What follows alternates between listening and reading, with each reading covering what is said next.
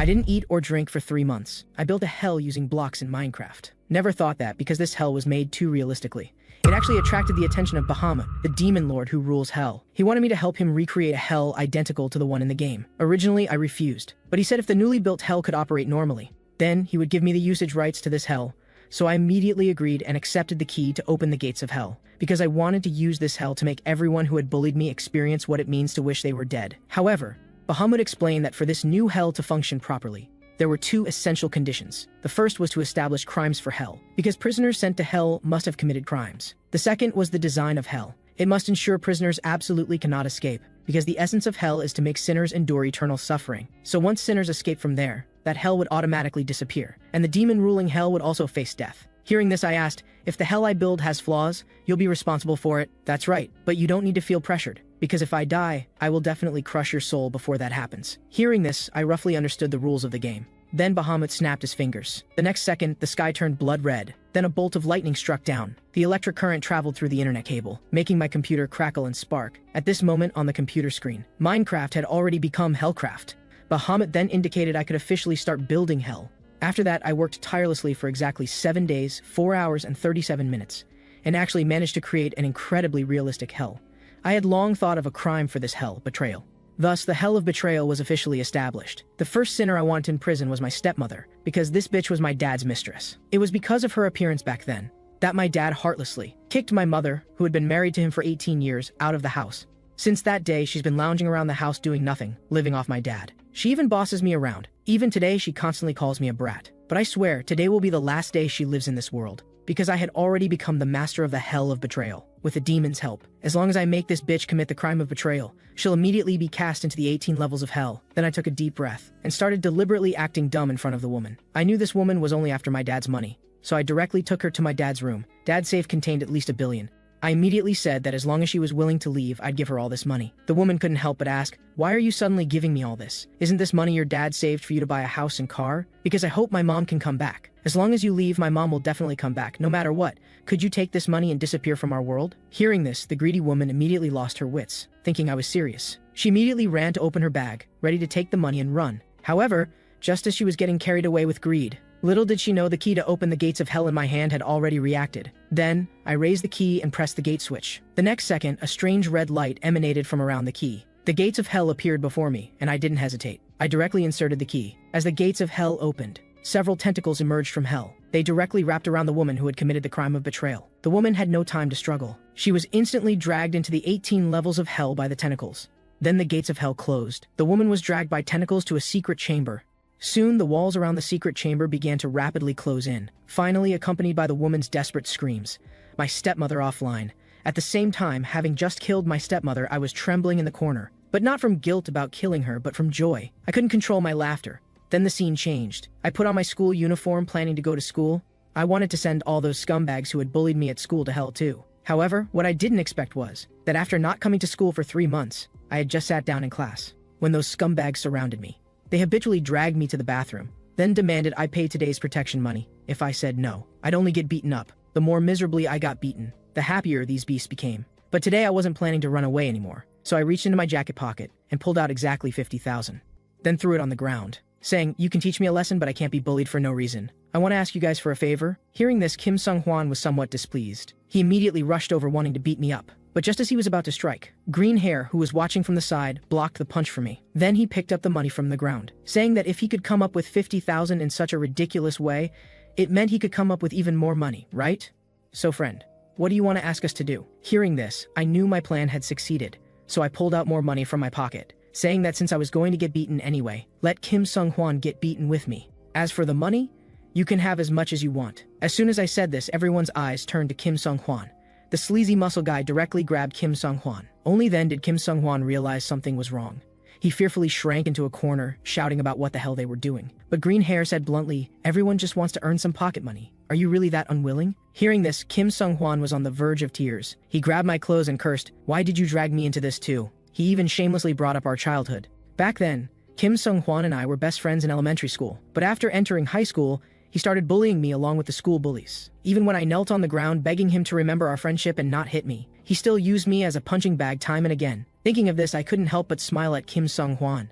"You really are my good friend. so you should personally experience just how miserable my life has been." Hearing this, Kim Sung-hwan flew into a rage, raising his fist to punch me. At the critical moment, a big hand grabbed him. The muscle guy directly threw him aside. Then Green Hair bent down and said, "After all, we took his money, so Kim Sung-hwan, I think it's only fair we start with you." With that, Green Hair directly stepped on Kim Sung-hwan's face. Then everyone began giving Kim Sung-hwan a shoe massage. Watching Kim Sung-hwan gradually get beaten into a pig's head, I knew it was time to end this. Then I pulled out the key to open the gates of hell from my pocket, and aimed the key at the 3 scumbags in front of me. The 3 of them looked at me in unison. Seeing this, I directly cursed. I angrily cursed at these pieces of trash. "All of you go to hell." As I said this, I pressed the switch on the key. That familiar red light appeared again. Then the gates of hell appeared in response. Countless tentacles emerged from within. The 3 were instantly wrapped tightly by the tentacles. However, just as the several people were about to fall into hell, Green Hair actually managed to grab the door frame with his hand. He desperately begged me to spare him. But I clearly remembered how this scumbag had humiliated me. Not only did he make Kim Sung-hwan pour ramen on my head, he also often beat me up during break time. So I pried off his fingers gripping the doorframe, one by one, until he completely fell into hell. After dealing with the 3 scumbags, the gates of hell closed. But there was still one last person, Kim Sung-hwan, who hadn't been dealt with. So I turned around and walked toward him, then squatted down and asked, "Hey, Kim Sung-hwan, aren't you curious about what just happened? It might sound ridiculous, but I really did open the gates of hell, because not long ago, I got the key that can open it." Hearing this, Kim Sung-hwan panicked and begged me to spare him. And I, remembering that we were once good brothers who had slept in the same bed, and had gone to school together for so many years, said to him in a low voice, "Although I don't know what you think of me, I still consider you a friend. Since I've already taught you a lesson, that's enough. Even if I'm still not satisfied, let it be." Hearing this, Kim Sung-hwan quickly agreed, "I don't know if you'll believe me, but I really only treated you that way because I was afraid of them." As he spoke, Kim Sung-hwan knelt on the ground apologizing to me, and I just said it's okay and prepared to leave. But just as I approached the bathroom door, the hell key in my pocket accidentally fell out. The sound of the key falling immediately caught Kim Sung-hwan's attention. Then he remembered what I had just said. This was a key that could open the gates of hell. Thinking of this, Kim Sung-hwan directly lunged for the key and grabbed the key in his hand, even threatening to send me to hell. But when he saw clearly what he had just grabbed, he was dumbfounded. There was no hell key at all, just an ordinary golden key. At the same time, I slowly walked toward him. The hell key had already reacted, and I didn't hesitate. After a flash of red light, I sent Kim Sung-hwan to hell too. This operation made even Bahamut applaud, saying he really hadn't chosen the wrong person. Then I returned home. My next target to send to hell was about to arrive. That's right, it was my biological father, who had a very bad temper. Whenever my mom said 2 words to him, he would immediately lose his temper and smash things. Sometimes he would even domestically abuse my mom. In the end, he directly kicked my mom out of the house. Therefore, I genuinely believed my dad was a scumbag. So today, I would personally send my dad to the 18 levels of hell. At this moment, the hell key in my pocket had already reacted. But I didn't find this strange, because as the boss of an insurance company, he betrayed his customers every day, and today would be no exception. Then I raised the hell key and pressed the switch on the key while pointing at my dad. My dad thought I was having a mental breakdown and immediately raised his hand to slap me. But before he could strike, the red light emanating from around the key startled him. Then the gates of hell opened. This scumbag asked me with a confused look, "What is this?" I replied disdainfully, "This is the sweet little home I'm giving you." As soon as I finished speaking, countless tentacles from hell reached toward my dad. This scumbag finally received his due punishment as the gates of hell closed. My dad was imprisoned in a cage in hell, and locked with him was also female ghost. At this point, all the revenge targets in my plan had been sent to hell, but now wasn't the time to rest. Because with so many people disappearing in a short time, the police would come looking for me sooner or later, so I planned to go directly to the police station to report the case. I thought that as long as I lied and claimed my parents had suddenly disappeared, I could confuse the police investigation. But things were obviously not as simple as I imagined. The disappearance of those school bullies had also been reported. I was unsurprisingly identified as a major suspect, because I was the only one who had contact with all the missing persons. However, even though I was detained in the interrogation room and subjected to various forced confessions, I wasn't panicked at all. I even felt like laughing. You know, to constitute a crime, you need at least 3 elements: corpses, weapons, and witnesses. And besides the 6 people I had sent to hell, no one had seen me open the gates of hell. So if nothing unexpected happened, I would be released soon. However, just when I thought my plan was perfect, little did I know there was a big trouble waiting for me outside the interrogation room. This man was Detective Park Owe from the Serious Crimes Unit. He first had the assistant who had just interrogated me turn off the microphone in the interrogation room. Then he entered the interrogation room alone. Park Owe planned to interrogate me personally. Initially, I thought he would ask me the same random questions as the other police, but I didn't expect him to say just one sentence. That nearly scared me into wetting my pants. "Kid, those people were all sent to hell by you, right?" As he spoke, Park Owe pulled out a blue hell key. Seeing this, I froze in place. Cold sweat unconsciously broke out on my face. I didn't even know how to respond to him. And all these micro-expressions had been completely seen through by Park Owe. The air became terrifyingly quiet. I was even prepared to fight him desperately with the hell key. At the critical moment, a fire suddenly erupted beside me. It was Bahamut who had arrived. And beside Parkaway, there was also a strange sound. A demon dressed in black walked over. He was called Manga, also a demon who ruled hell.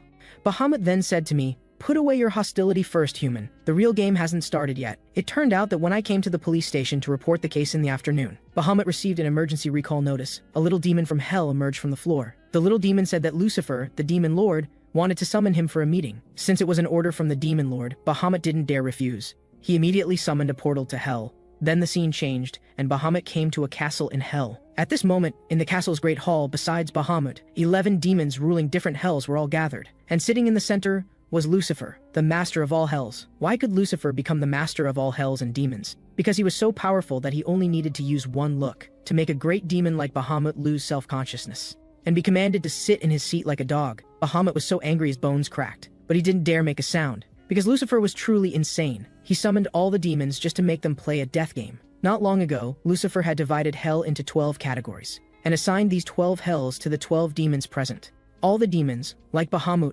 had each bound themselves to humans to build hells for them. As for the death game Lucifer mentioned, it was actually making these demons chosen humans play a game of putting each other in hell. Because not only did the demons know nothing about each other's crimes, neither did their bound humans. And Lucifer's purpose for doing this was simple. He wanted to select the most universal hell through this game, then establish it as the official hell. However, Lucifer also set game rules. The demons couldn't use their omnipotence, but could use their own abilities to help humans, and could only provide minimal help. Apart from this, no matter how despicable and dirty the methods these humans used, it didn't matter. Lucifer said he only needed the hell built by the human who survived to the end. Human, you understand, right? This is the death game I just mentioned. Demon Manga then said to Parkaway, "Let him go for now. Maybe he'll help us eliminate other hell owners." But actually, Parkaway knew very well that even if Manga didn't say so, he would have released me. Because from an ordinary person's perspective, there was no way to prove my criminal acts. Then, with Bahamut's help, I was successfully released from the interrogation room. But after I left, Manga said to Parkaway, "Don't feel sorry yet. Your crime is more useful than any hell. I'll use it as a hunting dog, and when it's no longer useful, I'll eat it. Of course. After all, only if I survive to the end can a just society be realized." At the same time, after returning home, I had a detailed chat with Bahamut about this death game. I discovered that this game gave me no choice at all, because even if I didn't act, others would come looking for me and put me in their hell. Hearing this, Bahamut replied, "That's right, but my situation is no different from yours." Lucifer said he would only keep one hell. So among us demons who signed contracts with hell, only one can remain in the end, the rest will all perish. Hearing this, I sat cross-legged on the bed, and seriously asked Bahamut a question. If my hell disappears, what will happen to the people inside? Of course they'll disappear along with hell. Then I can't give up easily. I absolutely cannot let those guys inside get off so easily. Hearing me say this, even Bahamut was startled. "Good boy, you're not doing this for yourself, but for the imprisoned prisoners to survive." Yes, isn't that the essence of hell? Because it's a space that gives eternal suffering, that's why it's called hell. Haha, that's right. You're absolutely right. Working with someone like you, perhaps becoming the master of the new hell is just a matter of time. I, the great demon Bahamut, acknowledge you as my colleague. At this point, Bahamut and I were on the same boat, but our handshake was also being watched by a pair of eyes in the distance. Demon Sadius and her bound hell creator discovered me. The woman's name was Shu Ming Kai, hell crime voyeurism. At the same time, I asked Bahamut about the game rule that demons couldn't use omnipotence. Bahamut explained that omnipotence referred to the abilities Lucifer granted to demons, such as the ability to move between the real world and hell, and the hellfire that could spew from my body, or the right to command lesser demons, etc. Besides omnipotence, each demon had one innate inherent ability. Bahamut, what's your ability? The ability to sense death. Can you explain what that ability specifically is? However, just as I finished saying this, the doorbell suddenly rang. Thinking it was a delivery, I didn't think much of it. Through the door monitor, I saw it was actually Shu Ming Kai who had found me, and when she saw I wasn't opening the door, she actually started undressing right at my doorstep. Curious, I couldn't help but take another look through the door monitor, but I didn't expect that just this one look nearly cost me my life, because the woman had a hammer behind her back. She was actually doing this to kill me. Not knowing this, I thought the girl was providing some kind of sexual service. I was so scared I quickly turned off the monitor and signaled for her to leave quickly. But hearing this, the girl directly raised the hammer and was about to strike the electronic lock on the door. This sound made my scalp tingle. And hearing the noise, Bahamut also came out of the bedroom. He sensed the aura of death.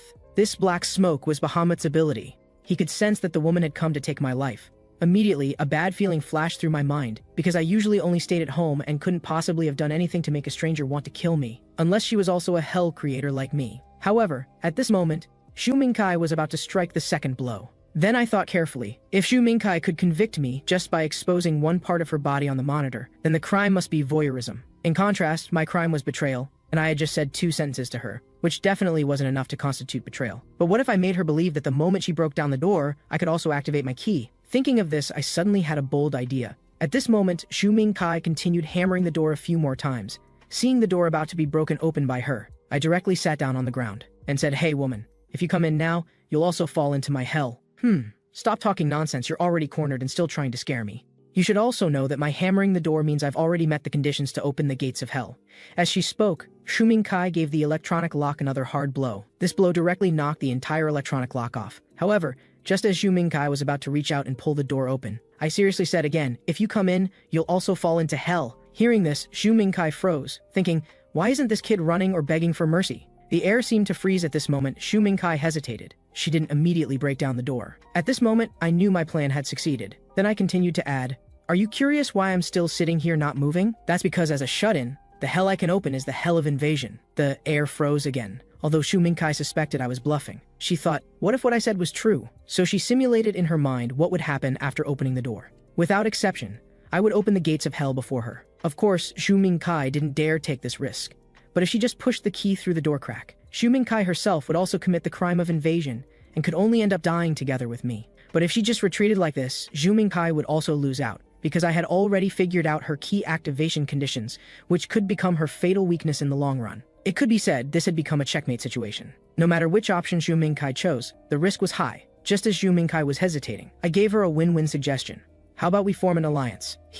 An alliance. As you know, only one hell user can survive to the end. There's no option for joint victory. You're right, but we're not one alliance. At least we can maintain an alliance until we deal with the other 10 people. And do you have the confidence to face 10 participants with unknown crimes alone? After hearing what I said, Xu Mingkai also thought it made some sense. After all, this game would increasingly require fighting alone as it progressed. Plus her hell information had been leaked, so if she fought me again later, she might not have an advantage. Thinking of this, Xu Mingkai turned to ask Sadius for his opinion. But Sadius couldn't give much advice on this. Having no choice, Xu Mingkai had to compromise first, so I gave her my phone number and told her to leave first. We'd contact each other by phone later, because the noise Xu Mingkai made hammering the door would definitely cause a commotion, and the police would come soon.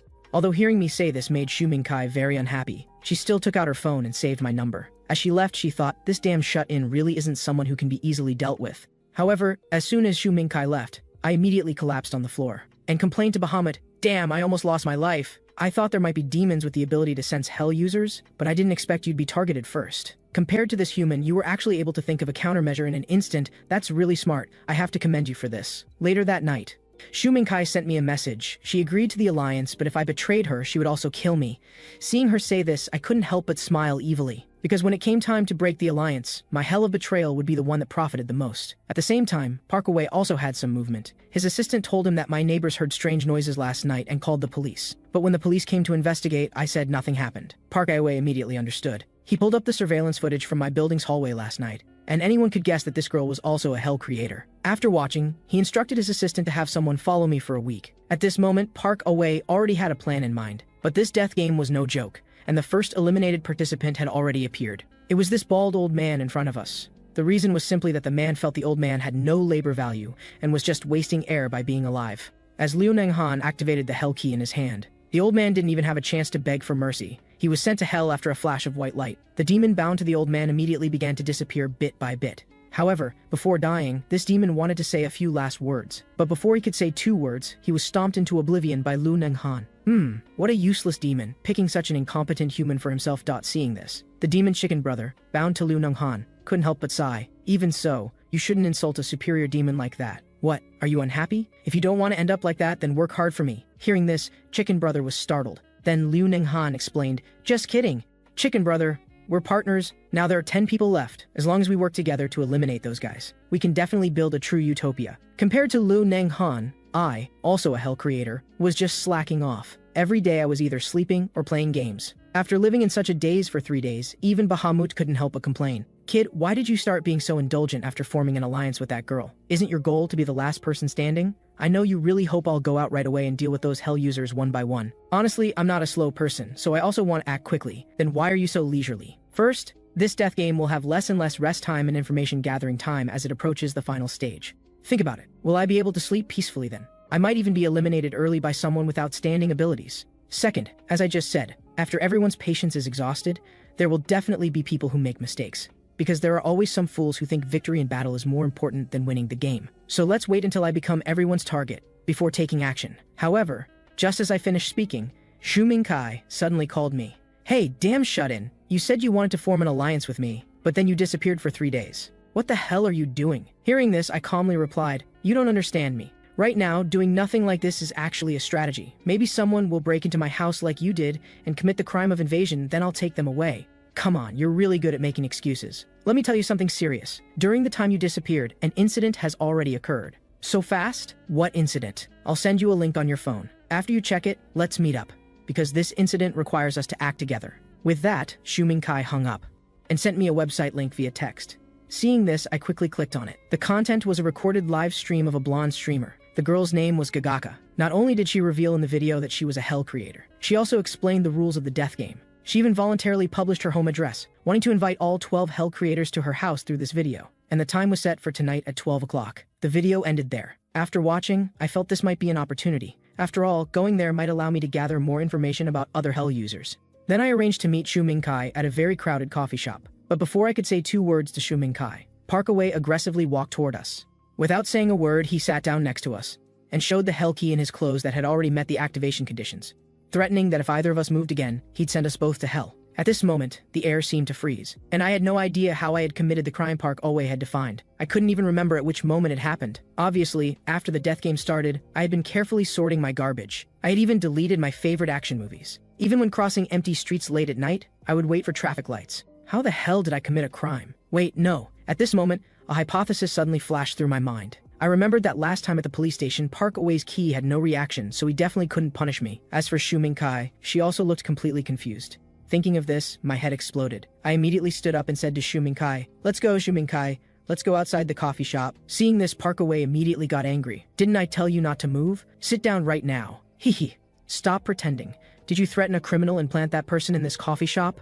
As I said this, I turned my gaze to a muscle guy behind me. He was trembling all over, looking very nervous, and there was a buzzer for waiting to pick up food in front of him, proving he had also just arrived at the coffee shop. Then I directly went over to greet him. "Dude, you're here because you were threatened by that detective, right? Detective, if you want to use bluffing tactics, you need to pick the right person." Hearing me say this, Shu Mingkai also stood up, cursing, "You're such a big liar." At this point, the muscle guy whose identity was exposed also stopped pretending. After whispering a few words to Parkaway, he quickly grabbed his clothes and ran away. However, Parkaway suddenly smiled at this moment. "You've got some skills. Was it because you were cornered at the police station last time that you couldn't show your real abilities?" Hearing this, I froze in place, thinking Parkaway was going to get serious this time. But I didn't expect him to just get up and pat me and Shu Mingkai on the shoulders, saying, "I can't form an alliance with some brainless guys.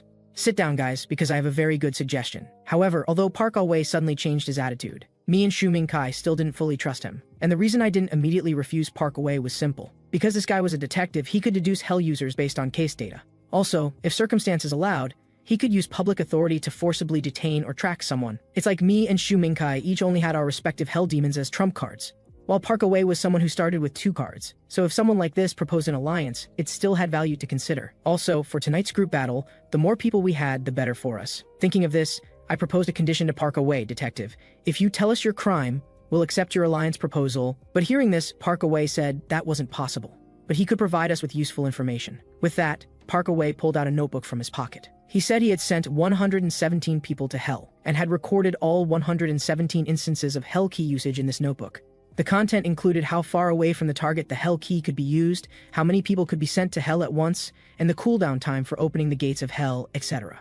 After hearing all this, me and Shu Mingkai were already stunned. You know, the number of people we had sent to Hell combined wasn't even a fraction of his. At this point, Parkaway continued, "As an alliance condition, I'll give you this data, but you have to stand on my side in tonight's Gagaka group battle." Then me and Shu Mingkai tentatively accepted the alliance with Parkaway, and received the notebook with his recorded data. However, just after we left the coffee shop, the demon manga appeared behind Parkaway and said, "Detective, didn't you reveal too much information to get them to accept the alliance proposal?" Hearing this, Parkaway smiled. "Manga, don't worry. I've slightly modified some important data in the notebook they took. If those two betray me at a crucial moment, I can open my mouth wide and swallow them effortlessly." Later that evening, there were still over 3 hours until the Gagaka team battle. At this time, Shu Mingkai and I were preparing to discuss our battle plan. I suggested that Shu Mingkai use her tracking ability to gain advanced knowledge of other Hell users' locations.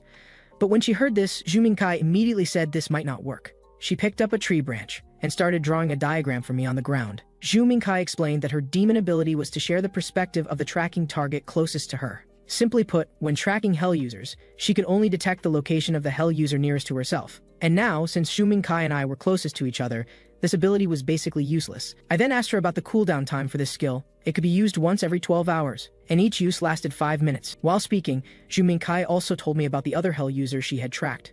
There were 2 in total. The first was a foreigner handling immigration procedures at the airport. The second was a high-level executive at some large company, but I couldn't confirm their appearance at the time. Seeing how honest Zhu Mingkai was being with me, I also directly told her about Bahamut's ability to sense death. At this point, we had officially reached an understanding. I then raised my fist and said, "I'll take photos of the notebook the detective gave me and send them to you later. Let's survive together. You don't want those guys you sent to hell to get off easy, do you?" However, hearing me say this, Zhu Mingkai couldn't help but recall a dark past. This story begins with her first intimate encounter with her ex-boyfriend. When the girl and her boyfriend were intimate for the first time, the boyfriend wanted to try something thrilling, so he turned on his phone's video recording and placed it aside, capturing every second of that night. But unexpectedly, the next day when the girl arrived at school, she heard several boys behind her snickering. The video was really wild. And that wasn't all. Zhu Mingkai's locker was also covered with dirty words written by classmates. So dirty, exhibitionist, pervert. Ever since her boyfriend shared their video with people around him, the situation escalated, and even her family found out. Finally, Zhu Mingkai couldn't take it anymore. She made a deal with the demon Sadius, trading her soul, and sent that scumbag to hell. Now, recalling all this, Zhu Mingkai swore, "I will never let those bastards in hell get off easy." Zhu Mingkai then firmly bumped fists with me. Afterward, Zhu Mingkai, Park Aoi, and I met in an alley. Park Aoi first confirmed the contents of the notebook with me. I replied, "First, the gates of hell can only send 5 people to hell at once. More than 5 people cannot be sent. Second, after opening the gates of hell once, there's a 1-minute delay period during which the gates cannot be opened again. Third, the maximum distance the gates of hell can reach to absorb sinners is 10 meters. Beyond 10 meters, even if visible, they won't be absorbed. Also, in certain specific situations, if the key user doesn't consider that person a sinner, they won't be absorbed either. In other words, the gates of hell will only activate if the key user acknowledges that person's crimes." Hearing me speak in such detail, Park Aoi was very satisfied. He then began planning our mission objectives with us. Objective 1. Visually confirm the identities of Hell users. Objective 2. Find clues that could help deduce the crimes of Hell users. Objective 3. Come back alive. We only need to gather intelligence. No need for direct confrontation. But if a situation arises where rivals fight each other, we'll wait and benefit from their conflict. After saying this, Park Aoi took out 2 walkie-talkies. "These are gifts for you. Use these to contact each other if you encounter special situations or see suspicious people." Meanwhile, another allied Hell creator team also began their operation. However, in their alliance, all 3 were in unequal relationships. Liu Nengan was the boss, while an Enhui and Fatty were his tools. Similarly, their bound demons were ranked with the Chicken Brother having the highest level, followed by the upper-class demon Banpier, and then the upper-class demon Sadius. After Liu Nengan confirmed the address published by Gagaka, he threw his car keys to Fatty, telling him to be responsible for driving later, and an Enhui was required to be the first to infiltrate Gagaka's room. Hearing this, an Enhui was very unhappy. "Why do I have to be the bait?" Seeing this, Liu Nengan directly pulled out a hell key that met the activation conditions. "Hehe.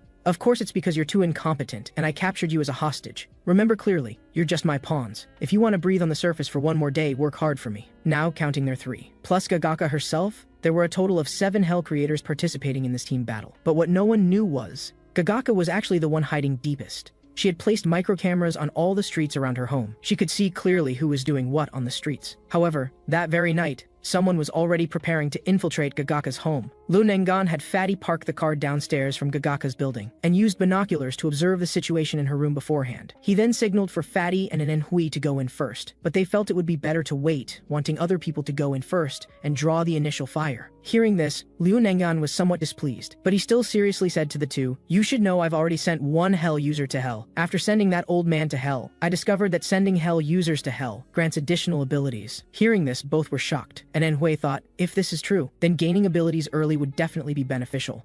And maybe she could even break free from Liu Nengan's control. At this time, Fatty was also calculating in his mind, thinking that even if he couldn't break free from Liu Nengan after gaining additional abilities, he could at least achieve an equal alliance relationship with him. However, they didn't know that the claim about gaining additional abilities was just Liu Nengan's lie, because he knew that even if he personally eliminated these 2 people, he wouldn't gain any benefits. It would be better to have others handle these guys, than use them to obtain information about other people's hells. Afterward, use that information to find hell users' weaknesses and make them new slaves and hounds. Then just keep repeating this process until only slaves and Liu Nengan himself remained. Finally, Liu Nengan just needed to eliminate the slaves. Then he could become the ultimate winner. Thinking about this, Liu Nengan couldn't help but laugh. But business came first. He took out a portable camera, saying he'd have them carry this into Gagaka's room later. Just as Gagaka was leisurely watching surveillance at home, she didn't notice a figure flash by the window. Then the window was opened, and Enhui flew directly through the window. This operation completely stunned Gagaka. It turned out an Enhui had chosen to descend from above using a grappling hook for surprise.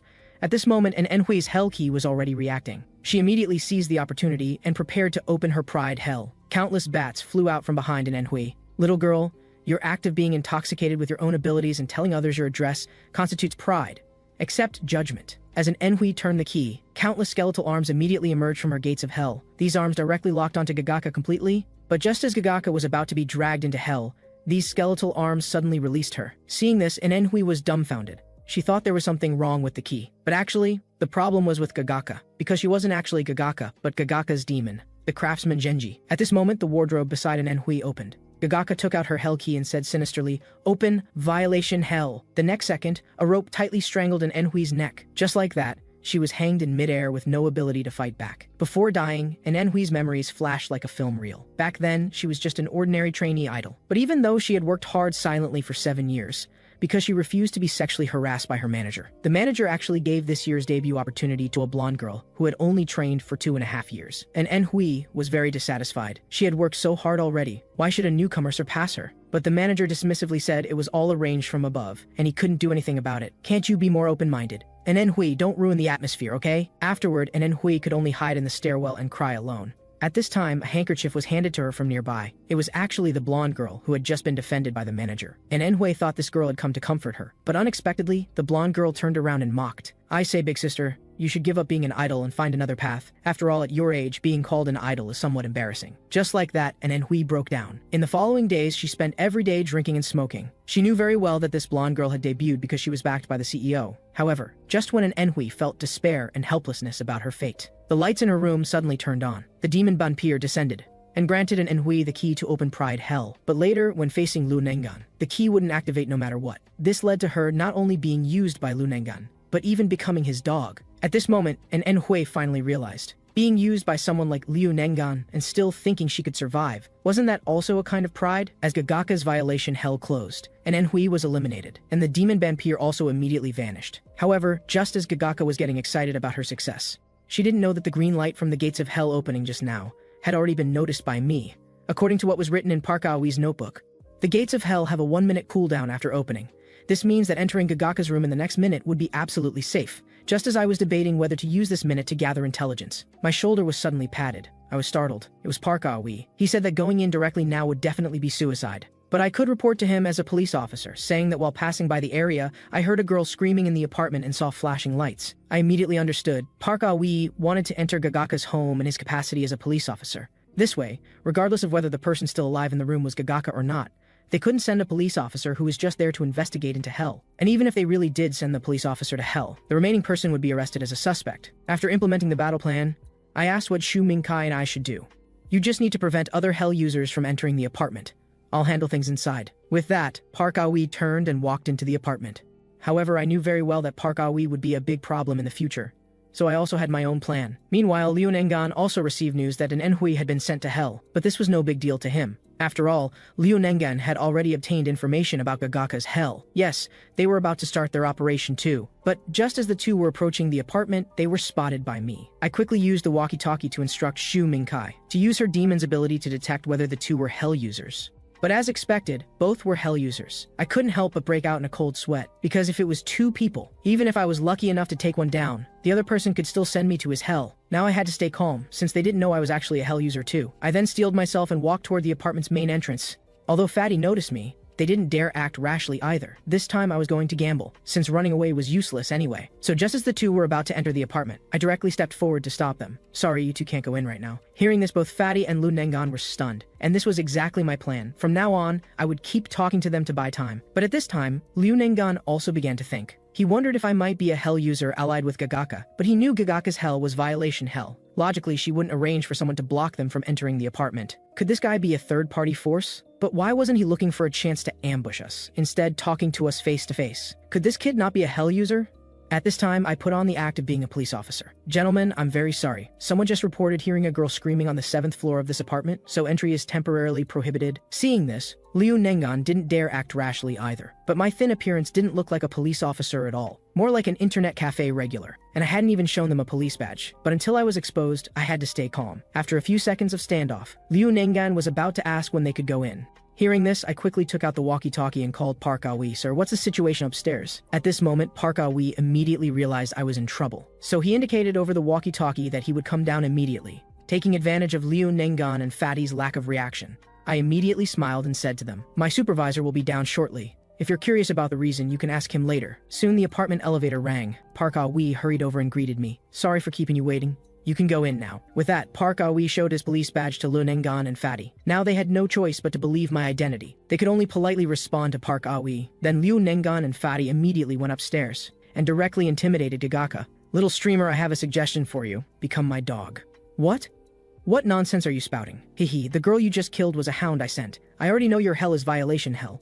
As long as I don't go in, I can't be guilty of violation. Hearing this, Gagaka panicked a bit but still stubbornly replied, so what? Even if what you say is true, if I don't come out of here, what can you do to me? Ha ha ha, well said. I'll arrange for people to watch you around the clock as soon as you step out of your home. I'll personally come to eliminate you upon receiving the news. Suppose you don't come out. How long do you think your current household necessities can last? If you order takeout, you might last a month or two. But what about 3 months? Or half a year? How would you handle that? Hearing this, Gagaka made an obscene gesture. Get lost! I'm not coming out. Fine. Then let's see who can outlast whom.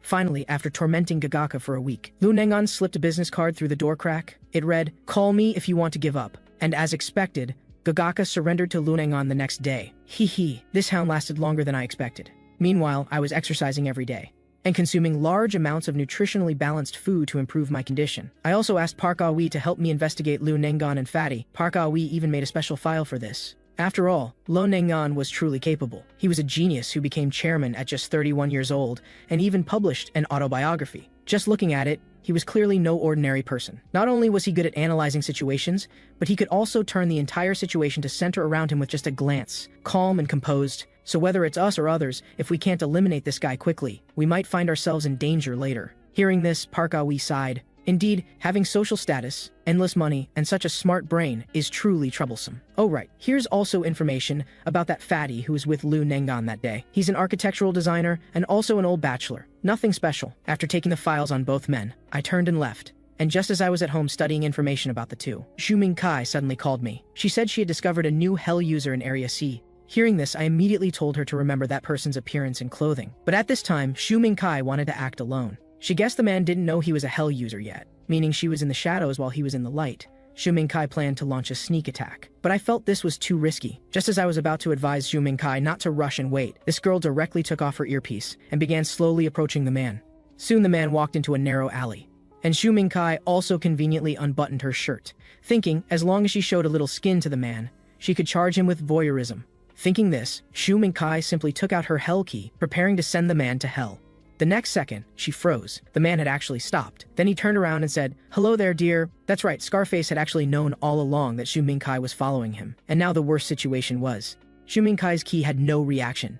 This guy wasn't interested in women. When Xu Mingkai woke up again, she found herself in an abandoned warehouse. Her wallet and phone had all been taken by Scarface. Now Xu Mingkai could only wait for Park Ah-wee and me to rescue her, while trying to find a way to escape. But the surroundings were all concrete walls. The only exit was locked. Having no choice, Xu Mingkai could only try using a brick to see if she could break it open. But before she could act, she was grabbed by the neck and lifted up by the perverted Scarface. He licked the blood on his arm from Xu Mingkai and said, dear, you're so strong. Wouldn't it be better to just lie down obediently instead of suffering like this? With that, Scarface carried Xu Mingkai up. You damn pervert, put me down. Ha ha ha, dear, do you know, the more you call me a pervert, the more excited I get. At this time, the demon Sadius bound to Xu Mingkai couldn't stand it anymore. He directly used his tentacles to attack Scarface. But before they could touch him, they were grabbed by Scarface's demon, the Black Knight. In the battle of survival of the fittest between humans, humans lost, said Sadius.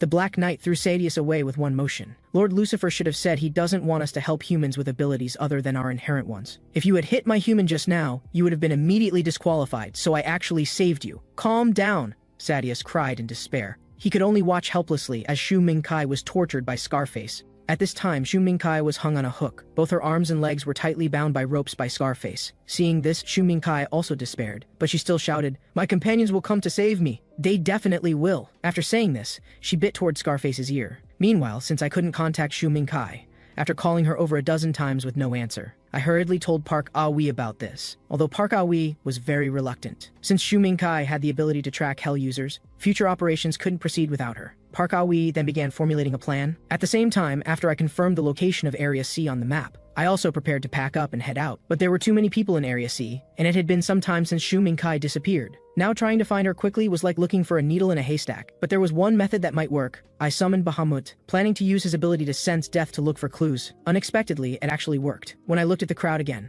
I could already see black smoke spreading in the air. Just by following the black smoke, I would definitely find her. You're indeed a human I've taken a liking to. You finally discovered that my ability to simply warn of death can be used for tracking under specific conditions.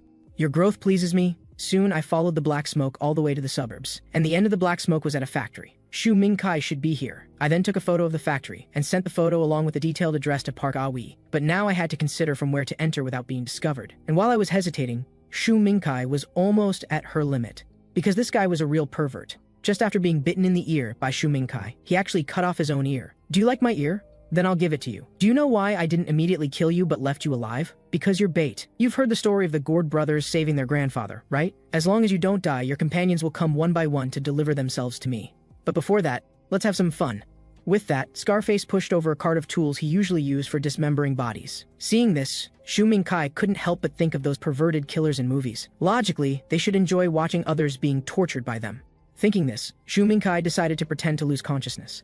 She thought this might eliminate Scarface's perverted thoughts. Who knew Scarface directly pulled out a pair of pliers from the cart. Scarface grabbed Shu Mingkai's hair with one hand. Then, without a word, he aimed the pliers directly at Shu Mingkai's eyes. However, at this moment, suddenly urgent police sirens interrupted Scarface. The Black Knight asked, puzzled, "Human, did the police catch some evidence of your murders?"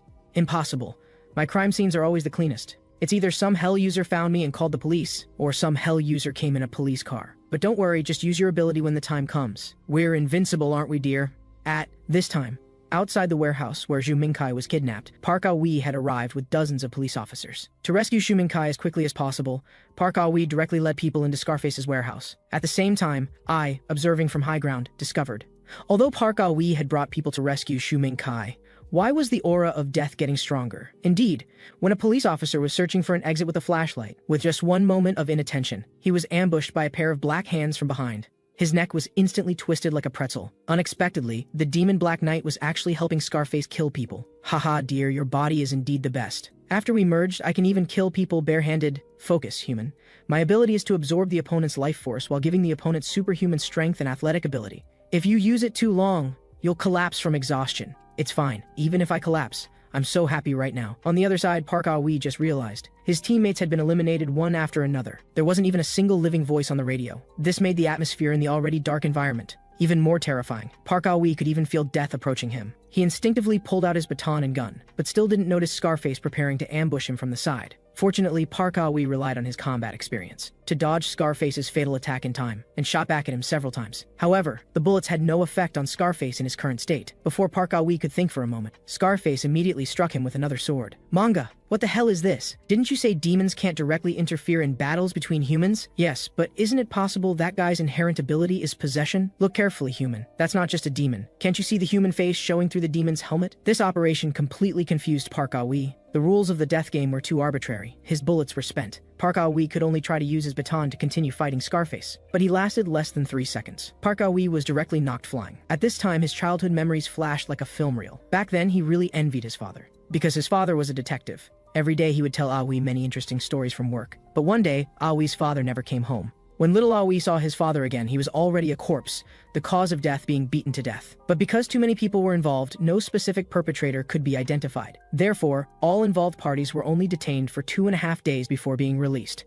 And regarding the negative news of a police officer being beaten to death, The media, fearing it would undermine public trust in the police, never mentioned it. This was Park Ah-wee's first encounter with the darkness of society, so he vowed to achieve the justice his father had left unfinished. Although Park Ah-wee also became a detective when he grew up, he still couldn't successfully prosecute the murderers who killed his father. Sometimes it was because the legal loopholes were too big, sometimes it was because of complex relationships of interests, and sometimes it was because of the bad impact on society. As he grew older, Park Ah-wee witnessed more difficulties. So he began working day and night analyzing cases desperately, because he truly wanted to change the society, to grant the weak vivid justice in the truest sense. Perhaps agreeing with Park Ah-wee's righteous actions, the upper-class demon manga found Park Ah-wee that day human. Don't you want to send all those scumbags to hell? From that day on, Park Ah-wee's injustice hell was officially opened. But now, Park Ah-wee had been beaten by Scarface until his eyes rolled back. He couldn't even lift his head, and was humiliated by Scarface to his face. How are all police officers so weak? What a waste of my tax money. But at this time, Park Ah-wee still wanted to use his last breath to uphold the justice in his heart. I absolutely cannot fall like this. I still have so much unfinished business. While saying this, Park Ah-wee reached into his jacket pocket and took out the hell key that had already met the activation conditions. Injustice Hell, open. However, the moment Park Ah-wee turned the hell key, his hand was controlled by Scarface. If you can't turn it, the gates of hell won't open. With that, Scarface directly crushed Park Ah-wee's hand. The hell key fell to the ground. Then Scarface quickly kicked the key away. Hee, detective, don't you think this is very unfair? You originally wanted to win through cunning tricks, but don't you know, no matter how advanced civilization becomes, the essence of survival of the fittest in human society hasn't changed one bit. Ultimately, the predator with overwhelming power, that is, me as the predator, can devour you. No matter how much a rabbit uses its brain, it can't beat a leopard. With that, Scarface raised his right hand, planning to execute Park Ah-wee. At this critical moment, Bahamut and I arrived. Although I looked composed on the surface, actually, my legs were already shaking. After all, the opponent was a monster who could single-handedly kill a detective. But I still taunted Scarface. What kind of bullshit predator? You're just relying on your demon's ability, aren't you? Acting like you're so great. Fight me, bastard. Hearing this, Scarface was grinding his back teeth, wanting to tear me apart right now. Scarface immediately charged straight at me. At the same time, I quickly signaled for Bahamut to show me the aura of death and reduce the intensity as much as possible. Suddenly, Scarface's front was shrouded in black smoke. Just as Scarface was about to punch me in the face, I simply ducked and easily dodged. Hehe. It really worked. This all depends on Bahamut's ability to sense death. Since Scarface's attacks are all simple, brutal physical attacks, getting hit once would theoretically mean 100% death rate. I just need to reduce the death aura emanating from him to the minimum, and I can clearly see his next movement pattern. And because I deliberately exercise to improve my physical condition, my body performance has been enhanced. This means as long as I react fast enough, Scarface can't possibly hit me. Maybe I can actually win this time. Then I dodged several more close-range attacks. This completely confused Scarface. The Black Knight couldn't help but remind, "Human, the more you move now, the more life force will be taken away. Hurry up and focus on delivering a fatal blow. I also want to end the battle quickly. But why can't I hit this damn guy?" Although I was gradually becoming skilled at dodging Scarface's attacks, it was impossible to deal a fatal blow to Scarface. After all, the Black Knight's armor couldn't even be penetrated by bullets. At this time, Bahamut also reminded me, "I admit you're pretty smart, kid, but just dodging will only exhaust your stamina first. A war of attrition isn't a good strategy. Do you have a way to make that guy betray you?" I don't seem to have that kind of method, but I still have teammates. At this time, Park Ah-wee was slowly crawling toward his hell key. Yes, Park Ah-wee was also fighting hard in this battle. So you're drawing fire for the detective, but will that guy really not notice? Indeed, Scarface soon noticed something was wrong because I kept dodging. I had no intention of actually fighting him. Thinking this, Scarface's head exploded. He immediately stopped attacking me and quickly turned to look at Park Ah-wee behind him. Seeing the key about to be picked up by Park Ah-wee, Scarface was furious. "How dare you play tricks in front of me? All of you die." With that, Scarface charged directly at Park Ah-wee. At the critical moment, Park Ah-wee used all his strength and lunged at the hell key, successfully grabbing it. Then Park Ah-wee didn't hesitate. He immediately aimed at Scarface and turned the hell key. "No, you can't. Shut up, you damn pervert. Go to hell right now." As soon as the words fell, 7 or 8 chains emerged from Park Ah-wee's injustice hell. The chains instantly bound all of Scarface's limbs. But unexpectedly, Scarface still wanted to cling to life, using all his strength to thrust his arm into the ground, trying to delay his entry into hell. Before dying, he cried out unwillingly, "I know I'm a villain who should have gone to hell long ago, but there are still many things in this world I haven't enjoyed." It turned out Scarface was also a pitiful person. He was born in a red light district from childhood. His mother was a prostitute who smoked and drank, and his father was a hot-tempered client. To put it bluntly, Scarface was born to be used by his mother. The woman would ask Scarface's father for money under the pretext of raising the child. Each time, it only resulted in a beating from the man. Growing up in such a dysfunctional environment, Scarface not only inherited his father's quick temper, but also inherited his mother's mental immaturity. So he eventually became a bloodthirsty, perverted killer. I directly jumped up at Scarface and kicked him right in the face. Just like that, due to inertia, Scarface was pulled up from the ground. and fell into Park Awi's hell without any resistance. As the gates of hell closed, this battle also came to an end. Afterward, I took Park Awi to rescue Shuming Kai and called an ambulance for medical personnel. And this incident ended with Park Awi rescuing the female student becoming news. That was broadcast on TV. At the same time, Park Awi specifically hid the information about the scarred man going to hell, instead issuing a wanted notice for the scarred man's attempted murder. However, these little tricks were quickly seen through by Liu Nengan, who watched the news. Because Park Awi had previously said that he was the district police officer for Jajika's neighborhood. But now how could he suddenly cross districts and go so far to rescue someone? So there's only one truth. Park Awi is the hell creator. And the scarred man wasn't following someone to kill them, but was sent to hell by Park Awi. Thinking of this, Liu Nengan called his subordinates. Yes, he planned to order his minions to secretly investigate Park Awi, and Liu Nengan had already made up his mind at this moment. He must meet with Park Awi in a few days. Meanwhile, when I went to the hospital to visit Park Awi again, Awi actually confessed a shocking secret to me. I saw him take out a notebook from under his pillow, then carefully handed it to me, and muttered, "Actually, I lied to you before. The hell usage manual I gave you during our alliance contained some wrong information, and this is a new manual that records the correct data." Hearing this, a bad thought immediately flashed through my mind. So has Park Awi already betrayed me? At this moment, I was already thinking about whether to send Park Awi to hell. After all, Park Awi not only has a special profession, but his execution ability and combat skills are maxed out. With this kind of working style, he should survive to the end in the death game, which means he'll inevitably have a big battle with me. But since I already know Park Awi has committed a crime, should I thoroughly exploit him now? Or should I eliminate him now and find someone else to ally with? Just as I was struggling, Park Awi interrupted me. "Why are you standing there? Find a place to sit." Hearing this, I said I felt a bit guilty and needed to go to the bathroom. After arriving at the bathroom, I quickly took out the hell key. Sure enough, the hell key had reacted. How interesting. Despite forming an alliance, he gave his companion false information. This kind of behavior could very likely put you in danger, ultimately causing you to constitute your own betrayal crime. Human, are you going to take him out now? Besides, detectives are indeed troublesome people. You still don't know what inherent abilities that guy's demon has, but he knows a lot of intelligence about you. When he betrays you again, that moment might be when you truly enter his hell. Hearing Bahamut say this, I couldn't help but recall my original intention for choosing to become a hell creator. It was because I hated betrayal, so when defining crimes for hell, I chose betrayal. But if I betray the detective today, I should regret it for the rest of my life, because that would make me no different from those people I sent to hell. And when I'm gone 100 years from now, if I get locked in betrayal hell because of today's betrayal, wouldn't I have to face those bastards again? I don't want to see them again. Hearing this, Bahamut got somewhat angry. Initially, I commissioned you to help me build hell, because I saw that you possessed excellent negative emotions and anger. But the longer our alliance lasts, the more I feel it's different from my original intention. You're gradually becoming another person. Whether it's human emotions or the growth of human relationships, these have nothing to do with me. But if it threatens the life of me, the supreme demon Bahamut, then I will mercilessly punish him. Trust me, Bahamut. I will kill more hell users, so you won't regret today's choice.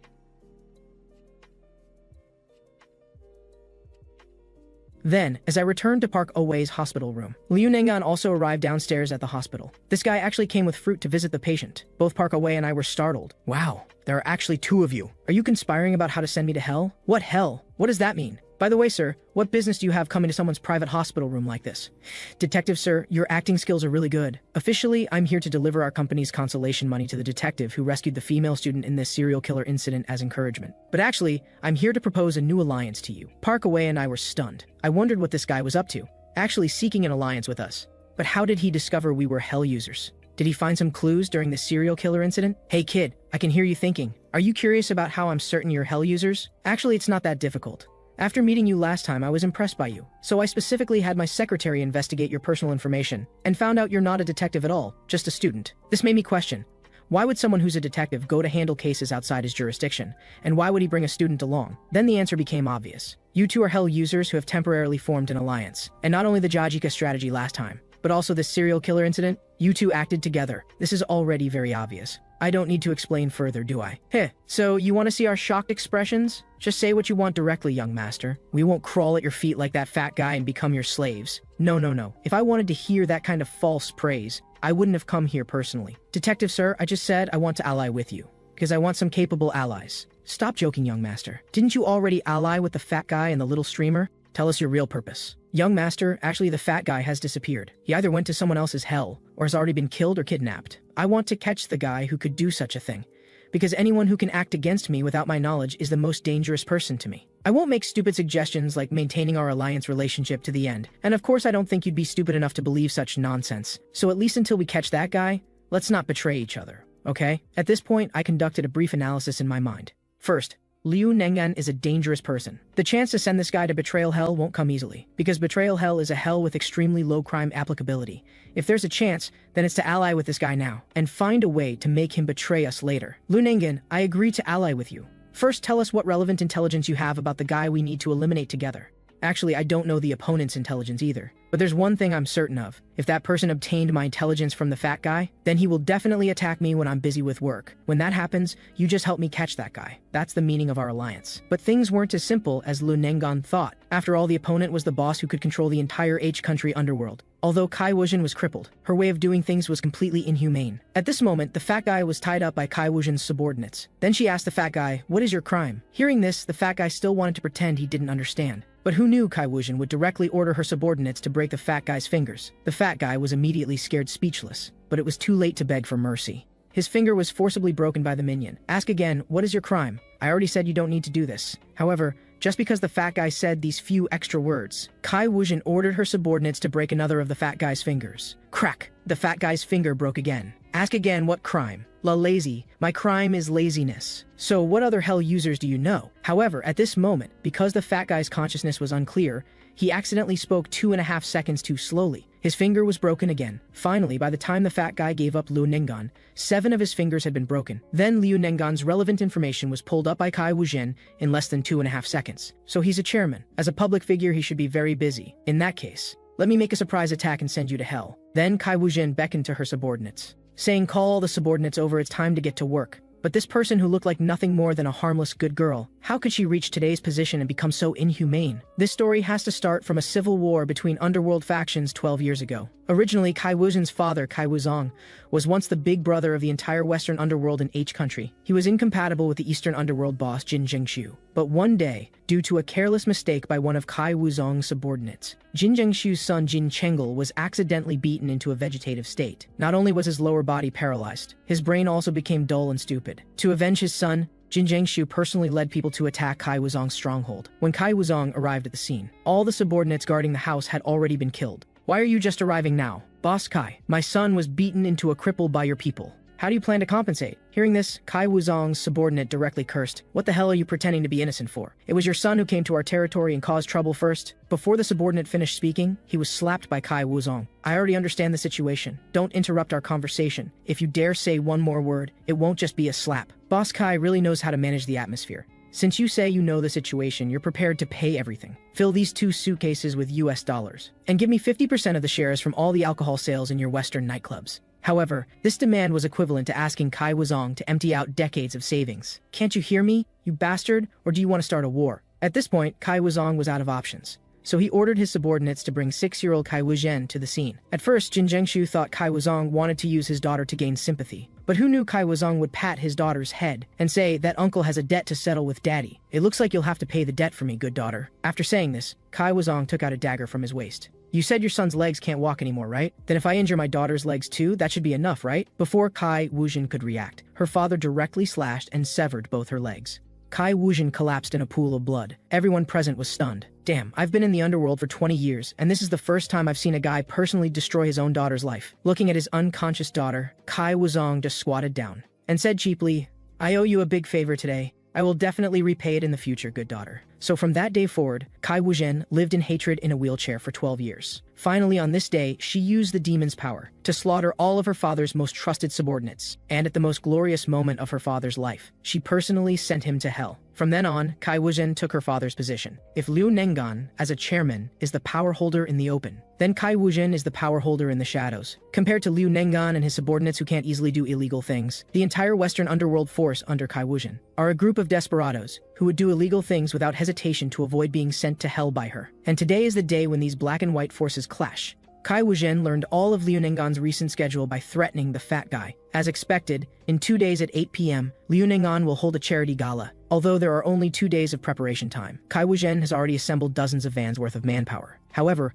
what Kai Wuzhen doesn't know is, actually this charity gala is a trap set by Liu Nengan, because he had already invited Park Awe and me to help. and the location Liu Nengan chose was a residential area, a place any ordinary person could approach. In other words, Liu Nengan had already guessed that Kai Wuzhen would take action at this charity gala. But after all, as the big sister controlling half of H country's underworld, her subordinates weren't pushovers either. Facing two security guards who were half a head taller than him, the man stood directly in front of them, then took out the knife he had hidden in advance. Without a word, he stabbed several times. They were killed on the spot. The other security guard was also killed before he could react. After the two guards fell, the guy immediately signaled to his brothers behind him to follow.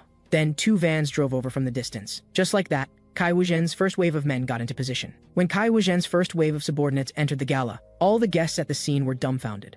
The leading man in a suit pushed his glasses and said, "Listen up, everyone. Those unrelated to Liu Nengan should go stand against the wall. We'll consider anyone who doesn't immediately comply as resisting." But seeing that everyone still seemed confused and motionless, the suited man actually raised his weapon and jumped up, beating one guest until his head was bloody. Suddenly, everyone at the gala started panicking and scattering. Liu Nengan, feeling something was wrong, was about to turn and leave, but was stopped by the suited man. "Heh, so you're here." At this moment, only Liu Nengan remained among all the guests in the gala plaza. "Oh no, looks like I've been discovered. I was hoping to slip away quietly." Seeing Liu Nengan surrender voluntarily, the suited man used his walkie-talkie to ask Kai Wuzhen, found Liu Nengan. "Should I bring him over? How do you want to handle this?" "Kill him directly." At this moment, Kai Wuzhen's demon asked, "Aren't you planning to send Liu Nengan to hell? Haha, didn't Lucifer say this is a death game? There's more than one way to eliminate someone. It doesn't have to be sending them to hell. If I go out to personally send him to hell, it would only increase the risk. Besides, didn't that fat guy say Liu Nengan's team also has a hell user called Jiajika? Maybe the moment I enter the scene, I'll be targeted by that guy. I really don't know whether to call you meticulous or cruel. But woman, I am a demon. I want to see humans being sent to hell. Gelu Bingbo, you don't need to worry about this. As long as this death game ends, including those organization members who stood by and watched when my legs were cut, I'll send a whole bunch of people to hell." Meanwhile, Park Away and I were crouched against the wall, waiting for an opportunity. Although we wanted to help Liu Nengan, there were simply too many opponents. A dozen people couldn't possibly be sent to hell all at once. But given Liu Nengan's way of doing things, how could he not have prepared a backup plan? I heard him say in a low voice to everyone. The actors seemed to have all entered the stage. "So let's begin." Then he snapped his fingers. "Begin what? Liu Nengan, have you gone crazy?" However, just as the man finished speaking, several guests who had been crouching against the wall suddenly turned around with weapons. It turned out they were all bodyguards Liu Nengan had planted in advance just in case. The situation was suddenly reversed. Liu Nengan's people surrounded all of Kai Wuzhen's subordinates. This black and white war erupted instantly. The suited man who had been most aggressive was directly beaten into a fool with a club. Although Liu Nengan had temporarily taken the lead with this move, Kai Wuzhen wasn't brainless either. She immediately ordered groups 3 and 4 of her subordinates to enter. Just like that, 2 black cars responded to the call. Dozens of Kai Wuzhen's men joined the battle. Seeing this, Liu Nengan turned and walked into the villa behind him. On the other side, Kai Wuzhen decided to take direct action. "Demon Gelu Bingbo, as long as you can kill Liu Nengan, I will definitely make you the true master of hell." Hearing this, Gelu Bingbo didn't hesitate. He immediately got out of the car, ready to enter the battle. Gelu Bingbo is a demon without a body, but can possess humans, and can directly control human bodies. At this moment, one of Liu Nengan's bodyguards targeted Gelu Bingbo, but after hitting him with a club, Gelu Bingbo just said quietly, "Then let me borrow your body for a while." After saying this, Gelu Bingbo turned into a cloud of black smoke and floated directly toward the bodyguard behind him. In just this instant, Gelu Bingbo had completed the possession. "Wow, this is great, much better than the previous body." Then, relying on this body, Gelu Bingbo directly cut through Liu Nengan's bodyguard team. This operation left all the subordinates stunned. You guys don't just stand there watching the show. Hurry up and take advantage of this moment to go into the villa and catch Liu Nengan. With Gelu Bingbo's command, all the subordinates immediately rushed toward the villa entrance. 3 hotheads directly rammed the villa door simultaneously. Then other subordinates swarmed in. At this point, the leading boss started assigning tasks. Everyone formed pairs and started searching. No one leaves until we kill Liu Nengan. After saying this, all the subordinates hurriedly took action. But Liu Nengan's villa was too big. They could only slowly search from places where people could hide. So this guy opened a wardrobe. Little did he know Jiajika was hiding inside, and her hell key had already met the activation conditions. Before the guy could react, he was sent to hell after a flash of green light. Then several more flashes of green light appeared in the villa. The reason Jiajika could open the violation hell in Liu Nengan's villa was because Liu Nengan had prepared days ago. He had added Jiajika's name to the villa's property deed. And before the charity gala, Liu Nengan had deliberately let Jiajika direct workers to renovate the villa, specifically creating many secret passages and hiding places. So now Liu Nengan's house could be said to have become Jiajika's slaughter factory. As long as she saw Kai Wuzhen's subordinates, she could directly open the violation hell. After noticing that her subordinates were constantly losing contact, Kai Wuzhen finally realized something was wrong. She hurriedly ordered her subordinates still alive in the villa to retreat to the plaza. Just like that, the situation temporarily reached a stalemate. Because now not only was Kai Wuzhen afraid to make a move, Liu Nangan was the same. After all, from beginning to end, he had never seen Kai Wuzhen appear, so neither of them dared to act rashly. At this moment, the only people who could break this stalemate were Park Away and I. At this time, I reached into my pocket and took out the Bluetooth earpiece I had prepared in advance. I called Zhu Mingkai, who had been watching from outside. "Hello, can you hear me? Tell me, have you found any hell users?" "Found one. Just now, while jogging around the villa as the center. I confirmed everything. Besides you, Park Away, Liu Nengun, and Jiajika, there's one more person nearby. But she's female, so I can't send her to my voyeur hell." "Is that so? But I have a way. Can you honestly follow my arrangements this time?" Hearing this, Zhu Mingkai clenched her fists and said, "Since you saved my life before, I'll reluctantly trust you this once. Tell me, what's the plan?" "Try to make contact with that hell user. Considering that guy doesn't personally appear but only hides behind and instructs others, I'm guessing his hell has extremely low crime applicability, meaning he can't do anything to you. Moreover, that guy's demon is right here with us." "Good, I trust you." At this moment, Kai Wuzhen in the car was already anxiously biting her fingers, because if this dragged on and the police came, she would have to abandon all her subordinates and choose self-preservation. Just as Kai Wuzhen was thinking, the car door was yanked open by Zhu Mingkai. "Hello, beautiful sister. It's a bit cold outside. I'm coming in." "Wait, who are you?" Hearing this, Zhu Mingkai directly took out her hell key. Seeing this, Kai Wuzhen was startled, thinking Zhu Mingkai was here to take her life. "Sister, you don't need to be so scared. I'm not here to eat you. You can see the key has no reaction, so you should know I'm not lying. Then what are you here for? My partner said he wants to chat with you." After saying this, Zhu Mingkai stuffed the Bluetooth earpiece into Kai Wuzhen's ear. A voice came through the earpiece. "Hello, I'm the hell user currently inside the party scene. Just call me Bahan. Let me be direct. What do you want to do?" "I want to work with you to catch Liu Ningan. I saw that your subordinates who attacked the villa all retreated, so I'm guessing you're currently at a loss, but as long as you follow my instructions now, I can help you catch Liu Ningan." Hearing this, Kai Wuzhen started to struggle, because everything I said was right. She was indeed in a difficult position, and this was exactly my goal, to induce the helpless Kai Wuzhen to become my puppet. So after Kai Wuzhen thought for a moment, she agreed to my request. Now a good show was about to begin. After Kai Wuzhen agreed to work with me according to my plan to solve Liu Nengan, I made a bold decision to coerce all the guests Liu Nengan had invited to the scene, and have them enter the villa together with Kai Wuzhen's subordinates, and have the subordinates each grab a guest. This way, it could effectively neutralize Jiajika's effect. After all, Liu Nengan couldn't possibly send his business partners to hell. Moreover, most of these guests were Liu Nengan's clients. If they discovered Liu Nengan was a hell user, they would definitely never cooperate with him again. Besides, how would Liu Nengan explain such deadly incidents to the police afterward? So no matter from which angle you consider it, neither Liu Nengan nor Jiajika could use their hell keys now. This way, Kai Wuzhen's subordinates could continue searching for Liu Nengan. The reason I helped Kai Wuzhen like this was actually to really eliminate Liu Nengan. Because from the beginning, I never cared about who the person trying to eliminate Liu Nengan was. After all, for me, the biggest threat in this game was Liu Nengan. As long as I eliminate him, that's enough. Meanwhile, Liu Nengan, who was in a predicament, also started thinking. Those guys who had just been simple-minded brutes relying on brute force were suddenly making reasonable judgments. In other words, it seemed like the original mastermind had become another person. So who could this person be? Liu Nengan began to speculate. Could the opponent also be someone with alliance relationships? But he quickly dismissed this idea, because this person was very likely an insider, since only someone who understood their internal information well enough could think of such a method. Thinking of this, Liu Nengan made a decision. He would use his demon's power. Then he summoned the long-unseen chicken brother and said seriously, "I want to use your ability, Future Vision. Human, this is the first time you've used my ability. Yeah, although your ability is very powerful, it can only be used 3 times. If not for the current emergency, how would I dare to waste it casually?" Then, Chicken Brother pointed his staff toward the ground. After the staff made a buzzing sound, a magic circle appeared on the ground. The next second, a brilliant white light exploded from the circle. Liu Nengan's eyes instantly turned white. This was Chicken Brother's Future Vision ability, which could present the events that would occur in the next hour as fragments in the user's mind, if Bahamut's ability was just sensing death approaching oneself. Then Chicken Brother's Future Vision could let hell users know exactly what would happen in the future. So Liu Nengan saw from the images that later, the door to the secret room he was in would be kicked open by subordinates.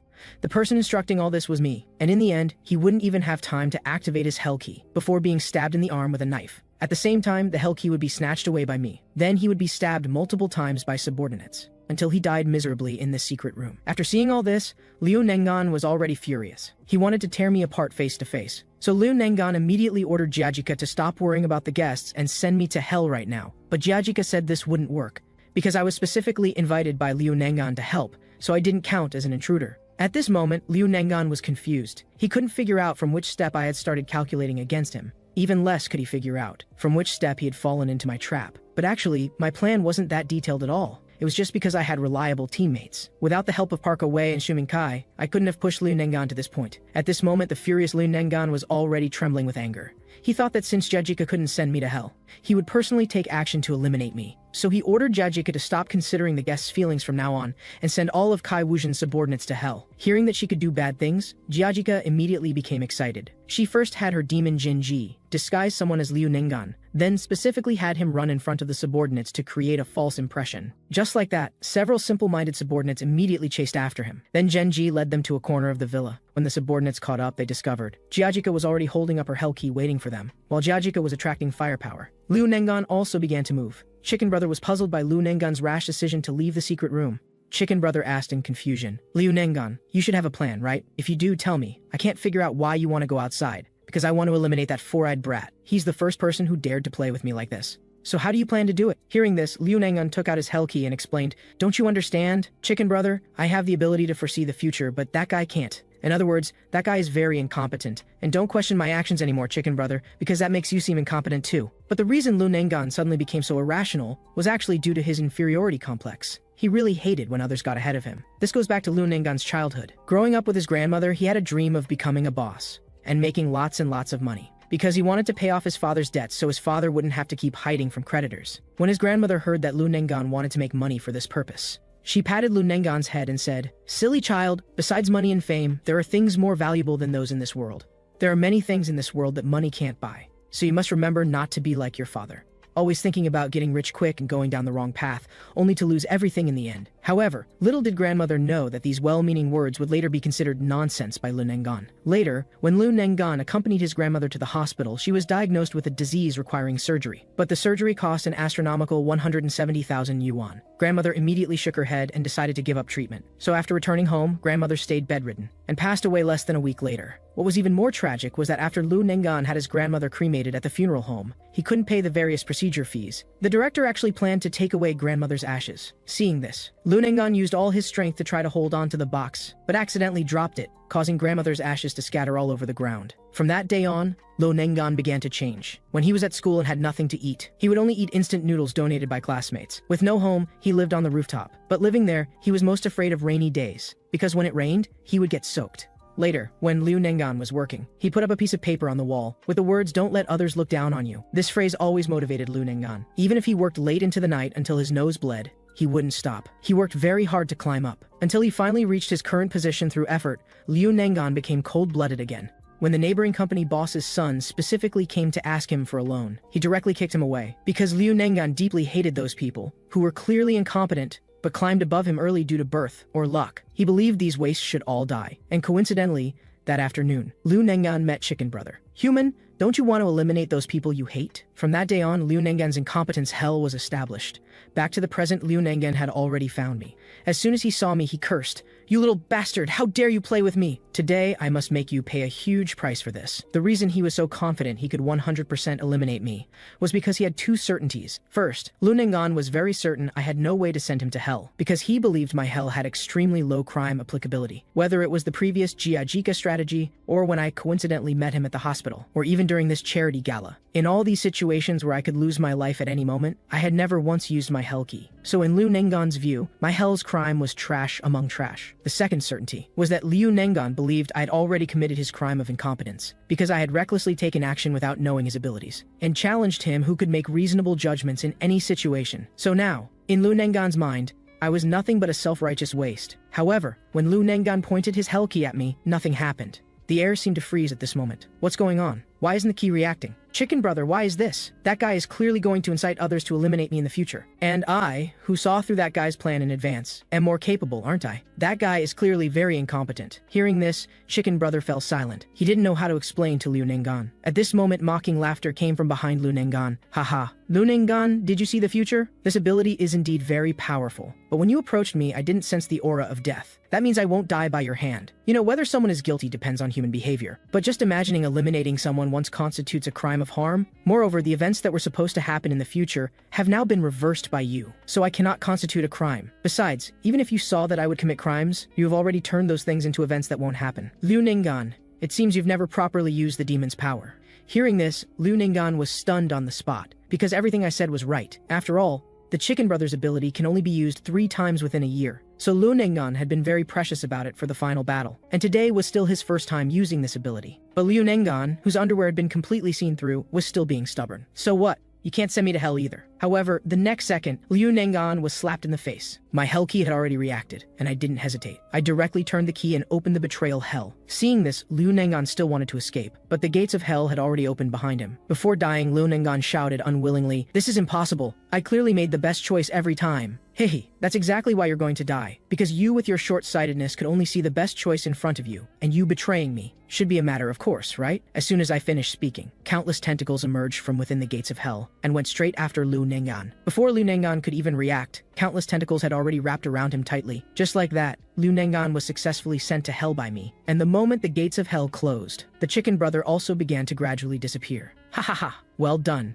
Human, although the biggest trouble has been resolved, now is not the time to celebrate, because this charity dinner still needs some cleanup work. The guests invited by Yuman Han, and the members of Kai Wuzhen's violent organization, as well as Gagaka and Park Away. The situation involving them hasn't been resolved yet, so I must put on another act for this. I first used my hand to scratch my throat to deliberately make my voice sound deeper. Then I called the police station. Help, help me! The underworld has broken into a private party scene and killed people. Hearing this, the police officer on the phone quickly asked me for the detailed address. And the reason I worked so hard to deceive the police to do the cleanup work had 3 reasons in total. The first was to quickly sort out the current chaotic situation, to disrupt Kai Wuzhen and Gagaka's subsequent plans in advance. The second reason was to reduce Kai Wuzhen's violent organization members here. After the police's 2.5 minutes of joint siege, almost all of Kai Wuzhen's subordinates were caught. Of course, the guy possessed by Gelu Binbo was the same. But at this time, Gelu Binbo suddenly started to resist. Through his ability to possess human bodies, he directly transferred to the police officer who was escorting him. After a series of convulsions from the police officer, Gelu Binbo successfully took over the police officer's body. But what he was most worried about now wasn't the caught subordinates in front of him, but Kai Wuzhen's safety. Thinking of this, he hurriedly ran toward the car where Kai Wuzhen was. And this scene was perfectly captured by the surveillance cameras under my watch. So I immediately notified Zhu Mingkai to leave Kai Wuzhen. Then Zhu Mingkai removed the Bluetooth earpiece from Kai Wuzhen's ear. Before leaving, she specifically told Kai Wuzhen, "Liu Nengan has been taken care of. My mission is complete. See you next time, beautiful sister." Just as Zhu Mingkai left, Gelu Binbo got in the car. At this moment, Kai Wuzhen suddenly felt some inexplicable fear in her heart, because from her perspective, I was actually able to send Liu Nengan to hell without breaking a sweat. So now I had become a dangerous person in her eyes. Meanwhile, I was destroying all the surveillance recordings inside the villa. Not only did I tear out all the data cables from the surveillance system, I also smashed the monitors. Finally, I took out a fire extinguisher and sprayed all the places where Liu Nengan and I had contact. The purpose of doing this was simple. Once the police knew what happened here, they would definitely conduct a large-scale search for hell users. After finishing these things, Bahamut and I also prepared to evacuate. On the other side, Gagaka was in trouble. At this time, she still didn't know that Liu Nengan had been sent to hell, and could only mix in with the crowd looking for a chance to escape. Just then, someone suddenly patted Gagaka on the shoulder. It turned out to be a police officer, who said he was specially here to escort Gagaka home. Hearing this, Gagaka didn't think much about it. With the thought of going home to sleep first, she got in the car. But she didn't know that sitting in the car was actually Park Away. And this was exactly the third reason I called the police. Park Away could use his detective identity to perfectly transfer Gagaka. Just like that, the car drove for a long time. Only then did Gagaka realize this didn't seem like the way home. When she looked carefully at the driver, she realized she had been completely fooled. She remembered Liu Nengan telling her that this red-haired detective was also a hell user. So Gagaka felt more and more that something was wrong. She simply planned to jump out of the car and escape while Park Away wasn't paying attention, but found that the car door wouldn't open no matter what. Haha, at this time Park Awe laughed. Do you think a police car is a taxi where you can just open the door anytime? Sit tight. Hearing this, Gagaka was very unconvinced and wanted to use opening the gates of hell to force Park Awe to stop. Go ahead and open it then, little girl. This game has entered the second half. Do you think that kind of threat works on me? If you don't want to open it, then I'll open it. You don't think that after sending so many people to hell, you're completely innocent, do you? If you want to live a little longer, shut up and sit tight. If you dare to make trouble again, I'll send you to hell immediately. Having no choice, Gagaka had to compromise. Later, at a guest house several kilometers away, Park Away stopped the car, and I had been waiting there for a long time. Now it was time to deal with Gagaka. When Park Away opened the car door, Gagaka flew straight out from inside, immediately knelt on the ground begging me not to kill her, and said that as long as I didn't kill her, she would do anything. Then I adjusted my tone, and squatted down, said to Gagaka, "You should also know that Liu Nengan went to hell, right? If you still want to live, you need to prove your usefulness. Yes?" I planned to temporarily use Gagaka. After all, her violation hell was perfect for defense, and her demon Genji could not only be used to confuse enemies in the future, but also to create the perfect fake death phenomenon. So just like that, Gagaka temporarily became my tool. On the other side, on a high-rise building near Liu Nengan's cocktail party, a demon was watching below. "Jenny, the police are here. Looks like it's over." In front of her, a girl wearing a hat was fiddling with an easel. "My dear partner, upper-class demon Sumama, who do you think won?" Jenny was exactly the foreigner that Shu Mingkai had observed before. It should be Liu Nengan who lost, although he was said to be the strongest competitor before. If he had won,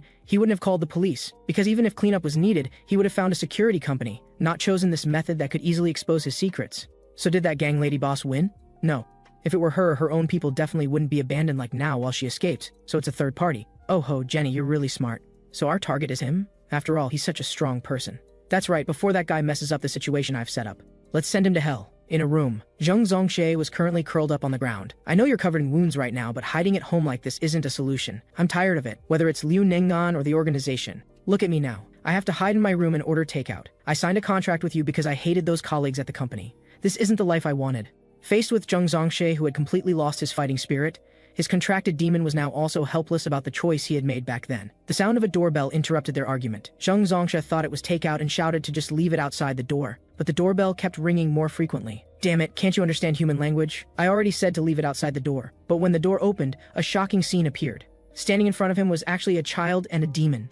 "Hi, hello there, I'm Song Mingyu." With this, all 12 Hell users have assembled. After the end of Liu Nengan's strategy battle, the blood war fell into unprecedented peace. Park Away worked as usual every day, even dozing off at work. Gagaka and her demon Genji were comfortable and at ease at my house. Shu Mingkai went out daily to search for Hell users. Song Mingyu went to school every day like an ordinary child. Kai Wuzhen continued her black industry business. Jenny was still carrying out her unknown schemes, and I exercised and ran every day. The reason it became like this was because no strong players appeared who could shake up the situation. Although it's easier to target others' weaknesses when many players exist, as the game progressed to this point, everyone had gradually become familiar with and understood the rules of this game. They also understood the principle that being reckless would make them targets for others. In other words, the current situation could be summarized in one word: stalemate. Lucifer, observing the situation, felt a wave of boredom. A figure gradually appeared behind Lucifer. "Haven't you already anticipated part of this, Lord Lucifer?" The one who appeared was exactly Lucifer's assistant, the ultimate demon Tamego Wall. Games with many players are like this. Not only do alliances always appear, but there's also a tendency to only want to maintain the balance of power. Recalling the death game I participated in 700 years ago, it wasn't like this. The tension where you couldn't relax your guard for a moment,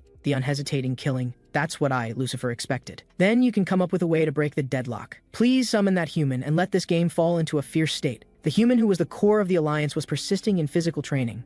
"Human, you've been jogging whenever you have time lately, don't you feel tired? It was this extra stamina that saved my life when I encountered the man-eating demon. I don't know what kind of hell users I'll encounter in the future, or what kind of demons with what abilities, so this is the only thing I can do right now. Well, I don't know whether to call you diligent or cautious. Speaking of which, how's the situation inside hell? Are any of the guys we sent in trying to escape? Of course there are, especially Liu Nengan. But you and I both know, the hell you designed has no escape route at all. After all, you're an excellent genius designer. There's not even a sign of it being breached. So you don't need to worry. No matter who it is, no one can escape. So now, human, let me ask you another question. How long do you plan to maintain this alliance? We've reached the mid-game now. Maintaining the alliance is no longer possible. And if emotions develop, it becomes even more troublesome. Those guys might even prioritize eliminating you. That Bahamut, don't worry, I'll decide this matter. Since you're my partner, choose to trust me. I trust you, of course. But don't let me disappear because of your human emotions. Just as the two were looking only at each other, wisps of smoke suddenly appeared beside them. Both looked over simultaneously. A demon wearing a top hat, dressed in a suit, and wearing a crow mask appeared before them. It was Tamego Wall. "Hello, Supreme Demon, Bahamut, and Human. Tamego Wall, what are you doing here? I'm here to inform you of something. Lord Lucifer wants to see you." After saying this, Tamego Wall waved his hand. A purple magic circle instantly appeared under my and Bahamut's feet. Before we could react, we had already been teleported in front of Lucifer. Seeing this, Bahamut immediately knelt down. Lucifer said seriously, "The human you chose is really excellent, actually uniting 4 hell users together. Lord Lucifer, you flatter me, I'm not praising you. You actually turned the Death Passion game into a team game, so I must give you a small punishment." Lucifer snapped his fingers. "Within 1 week, you must eliminate either Zhu Mingkai or Park Away." Faced with such a demand, I rose up and loudly questioned why Lucifer made such an unreasonable request. Organizing an alliance clearly didn't violate the rules, but now because of one sentence from you, everything is instantly overturned. Seeing his partner's appearance, Bahamut quickly spoke up. "Watch your words, human. Before you stands Lucifer, who holds the highest power in hell. I'll say it again, I didn't violate the rules. You're clearly changing your mind. I have no reason to comply. Little guy, you're really reckless. Human who made a contract with Bahamut, you're right. It's just because of being fickle. Even this game is a product of my fickleness, just for fun. In other words, if you don't comply, I might change my mind again and find another human to team up with Bahamut to complete the Blood War. Lucifer's words made me sober up. The opponent was the strongest demon. The Blood War rules could be changed at will. Also, what you should be struggling with now isn't whether to eliminate the alliance, but considering which of the two to eliminate. Go back and think about it carefully. That's all I have to say to you, and Bahamut, don't let this game continue to be so boring. Then a magic circle lit up under both of them. In an instant, they were teleported back to reality. Just as I steadied myself, I felt a sharp pain in my arm. Rolling up my sleeve, I found a countdown had clearly appeared on my arm. How ruthless. This means I can't exceed the time limit. Human, things have become troublesome. When we see the timer, it means this matter is non-negotiable. On the way home, I fell into deep thought. He knew that when this game ended, he would need to eliminate Shu Mingkai and Park Away, but he knew deeply that it was definitely not now. Right now, whether from rational analysis or emotional analysis, eliminating either Shu Mingkai or Park Away was not my style. How could I achieve the best choice? Bahamut, I have a question I want to ask you. Are you asking which of Shu Mingkai and Park Sangsi has more important abilities? No, it's not that kind of question. What I want to ask is about demons, specifically about Lucifer. How did he become the most powerful being in hell? Or to put it another way, is there any way for you to also hold great power? Actually, Lucifer was originally just an upper-class demon like me. He wasn't the supreme being from the beginning, until one day, he made a contract with a human named Dante. Just like you and me now, they created hell together. The hell he wanted was the strongest hell. After that, they created the Misfortune Hell, which was a masterpiece. No hell had ever had so many human wails and laments. To this day, there's no hell more excellent than this one, whether in structure, versatility, or practicality. And the level of hell represents the status of demons, and he became the being with the greatest authority in hell through this. Bahamut, let me interrupt. What happened to that human Dante in the end? I heard that as a reward, he gained eternal life, so that means Dante is the original hell user, and might still be alive now. Theoretically, yes. So, what would happen to Lucifer if I sent Dante to hell? If the human who made a contract with Lucifer goes to hell, Lucifer would perish. Wait, don't be impulsive. What I said is theoretical. This has never been practiced, and for Lucifer, who holds great power, it's not that simple. I think it's better to consider who to eliminate and then continue the game to become the final winner. That way your survival rate would be higher. Human. No, Bahamut. You're not seeing the problem clearly now. What if Lucifer changes his mind again? I trusted his rules to play the game, but he added conditions because of me. In this situation, I've already become a thorn in his side. He definitely won't let me be the last person standing. Hearing my reasoning, Bahamut also calmly thought about the problem. Indeed, he used his status to pressure the demons in the organization to launch the Blood War. And he also blatantly restrained my contractor, so he might really change the rules again arbitrarily in the future. Alright then, human. Are you planning to overthrow hell? Of course, after all, only with success is the survival rate 100%. Bahamut, to achieve our goal, I still have a few details I need to ask you. First, is Lucifer really omniscient and omnipotent? Of course, after all, he's the one with real power in hell. No, I mean, when he's not in hell, or rather, can he use the same power as in hell when he's in the human world? For example, directly eliminating me, or using external force to paralyze me and such. This question is really hard to say. Theoretically, demons cannot interfere with human life. It's precisely because of this reason that methods like possession, equipment, and parasitism exist. And the reason Lucifer can threaten you in hell is because that's his home turf. In hell, he is an omniscient and omnipotent being. Wait, I remember you said you were going to crush my soul back then. Don't take that to heart, that was just bluffing. It was to make hell's completion rate higher. And to motivate you? Hey, don't look at me like I'm a big liar. Don't dwell on such small things. Alright, then I'll ask the second question. I just saw Lucifer monitoring us. Can he hear our voices? That should be impossible. As Bahamut exhaled a thick puff of smoke. The reason Lucifer can see through the entire game situation should be because of this. A winged eyeball demon gradually appeared in the air. This thing is a low-level demon related to Sadius, called SCI. Lucifer links with its ability to achieve remote shared vision but cannot hear sounds. If he could hear sounds, he would have called me away from the beginning when you said you wanted to overthrow. With this, I obtained fairly important intelligence. Lucifer cannot directly deal with me, as long as I avoid being pulled into hell by magic circles, and the opponent can only see me. So, as long as we pretend to continue the game while secretly making battle plans, we won't be discovered. Then we can plan properly next. As long as several of us can cooperate together, bringing down Lucifer is also possible. The people I invited gathered at my house. Shu Mingkai and Park Away thought it was to celebrate successfully dealing with Liu Ningan, and even brought fried chicken. But Gagaka was one step ahead, and went forward to take the fried chicken. Seeing Gagaka appear, Shu Mingkai reproached me with slight dissatisfaction for not discussing before bringing her into the alliance. I didn't explain much about this, but said there were many things to tell everyone next. How to convince people fastest. That's by telling the truth. I'll say a lot next. After I finish everything, you can ask me questions, but don't interrupt me halfway. If we don't reach a conclusion today, we won't have time to discuss it later. Hearing this, Shu Mingkai thought I was being mysterious, and was about to speak when Park Away covered her mouth. He must have his reasons for saying this. Let's just quietly let him finish. With this, I finally came clean. He confessed his true crime, and what method he used to send Lunengan to hell and rescued Gagaka, and how Lucifer changed his mind. That's all I have to say. I've told you everything clearly. At this moment, I also felt a bit of relief from telling the truth, so now you can ask questions. Then the next second, I was actually punched and knocked to the ground. My glasses flew 2 meters away. The one who punched me was Shuming Kai. Questions? You still dare to let me ask questions? So you bastard didn't say a single true word in everything you told me before. So you, this little anchor, are the real violator of hell. Right, that's correct, sister. And Otaku, your real crime is betrayal. Betrayal? You're shameless about betrayal, you're just a traitor, and betrayal. Looking at Shuming Kai's continuous output, Gagaka asked if she should stop it. The damage output doesn't look low. Stop it. Why are you pulling me? Stop hitting, it won't solve anything. Park away, don't you feel wronged? He actually used us like that. I trusted him and risked my life to gather intelligence for him because he saved me, but it was all lies. But he did save you from the man-eating demon. No matter what his intentions were, he risked his own life to save you. And now he's calling us to discuss because he doesn't want us to die because of Lucifer's change of heart. For me, the simplest way to survive isn't to tell the truth, but to decide to eliminate one of us and then choose to betray. Me, why are you doing this? What benefit can you get? I want to save everyone. You and the others I sent to hell are different, you can survive. I want to send Lucifer's contractor, that damn Dante, to hell. Then end the death game, and we must all survive. With this, Shuming Kai and Park Away once again showed the trusting smiles of companions. And little anchor Gagaka also asked, does that include me too? Of course we're allies. Before talking about Dante, I need to clarify 2 issues first. First, we're still in the death game, even if we make a perfect plan and luckily find Dante. If we're eliminated by other hell users before executing the plan, we're still out. Lucifer monitors us whenever he has time. Apart from participating in the game, we can't make any ostentatious moves, meaning we can't take actions related to the overthrow plan. Wait, if we don't take any action, what can we do? Other hell users will interfere. Lucifer will monitor us, so what can we do? There's a way to solve both variables at once. Besides one person investigating Dante, the other 3 need to quickly find 2 hell users and eliminate them. After that, we only need to watch out for Lucifer. But how do we deal with Lucifer's surveillance? If we play a more interesting hide and seek with the remaining 2 people and play it interestingly enough, would Lucifer still notice us secretly preparing materials? I guess not, because he's a pleasure-seeking, fickle person. Although the remaining time to fight other hell users is important. But finding Dante is more important. Therefore, Shuming Kai, your role is very important. Help us find Dante. We'll act as bait fighting other hell users to ensure Shuming Kai can complete her mission smoothly. What do you all think of this general plan? The plan is fine, but I don't know if it can be realized.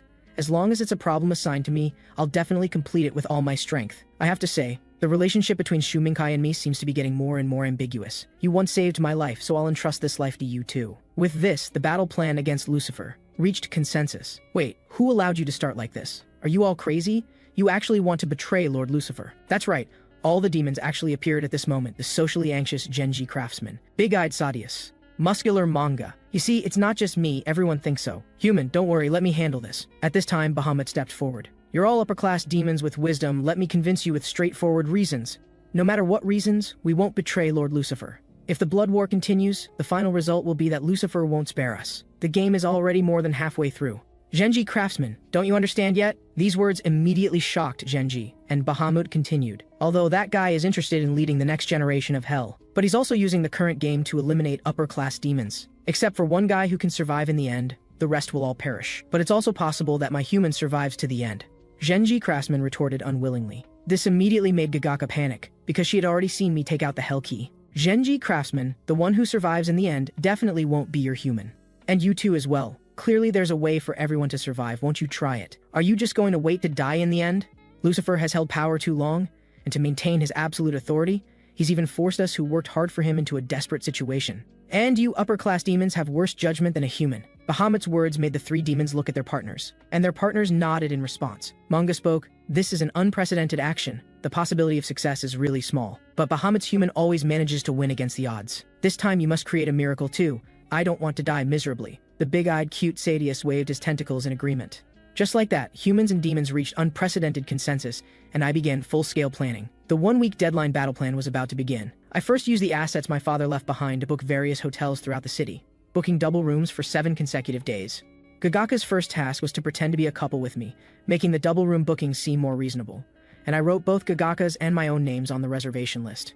Because of this operation, I could turn the rooms into traps while also creating safe zones. Because within 1 week, These rooms all belonged to Gagaka. Once we encountered tailing or dangerous situations, we could arrange for Gagaka to prepare to activate Hell nearby. This was a way to use Gagaka's ability to drag Hell users who fell into the trap to Hell. The next step was to confirm targets. Among the remaining 3 Hell users, one person's identity had already been grasped, and Kai Wuzhen's identity was most suitable for Park Away to handle. From the many gang members caught in Lunengan's strategy battle, getting more information about Kai Wuzhen should be easy, and Xu Mingkai, who had direct contact with Kai Wuzhen, also drew a reference image. Park Away also came to where the arrested gang members were held according to the plan, preparing to pry open their mouths with the method of making merit to atone for crimes. Then Park Away also needed to use his identity to investigate the foreigner's identity that Xu Mingkai had observed. And Xu Mingkai also drew some reference factors based on what she had observed at the time. For this task, Park Away also took it on. He had juniors in both airport security and police, who would help with this favor. With his junior's help, Park Away successfully locked onto the target's identity, and even took a video. Facing the extremely excited junior, Park Away also used his charm,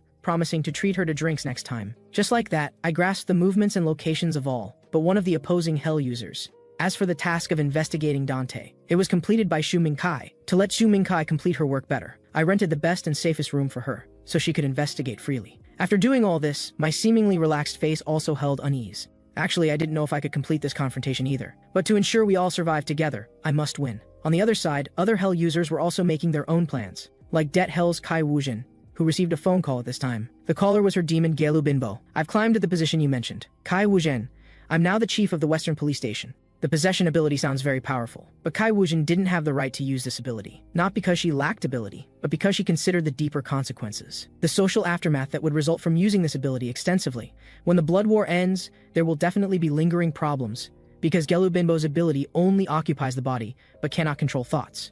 This easily leads to exposure in a short time. The reason Kai Wuzhen now had Gelu Binbo use possession to quickly rise in position was because most of her organization's strong members had been lost, and she had no good protection, making it impossible to ensure her survival to the end. And Gelu Binbo, who rose through possession, also couldn't maintain this long term. So she needed Gelu Binbo to use his current identity to quickly find information about other Hell users. Besides this purpose, there was another, to find a suitable charge to put herself in jail. That's right, Kai Wuzhen not only used this ability to search for Hell users, but also found herself a safe hiding place that could be constantly monitored by police, and ordinary people couldn't easily enter. In Kai Wuzhen's eyes, only Park Away and police could access this place. Even that guy with tracking abilities, Bahan, had no way to come in and catch her. Next, she just needed to wait for Gelu Binbo to find Hell users in his capacity as chief and track them. This was Kai Wuzhen's current plan, and everything was indeed as she expected. Gelu Binbo used his current identity to call a meeting, ordering his subordinates to stop all current work and focus entirely on investigating missing person cases. For the objections raised by the officers below, he completely suppressed them with his authority. Although the subordinates felt the chief's orders were incredible, they didn't dare to object.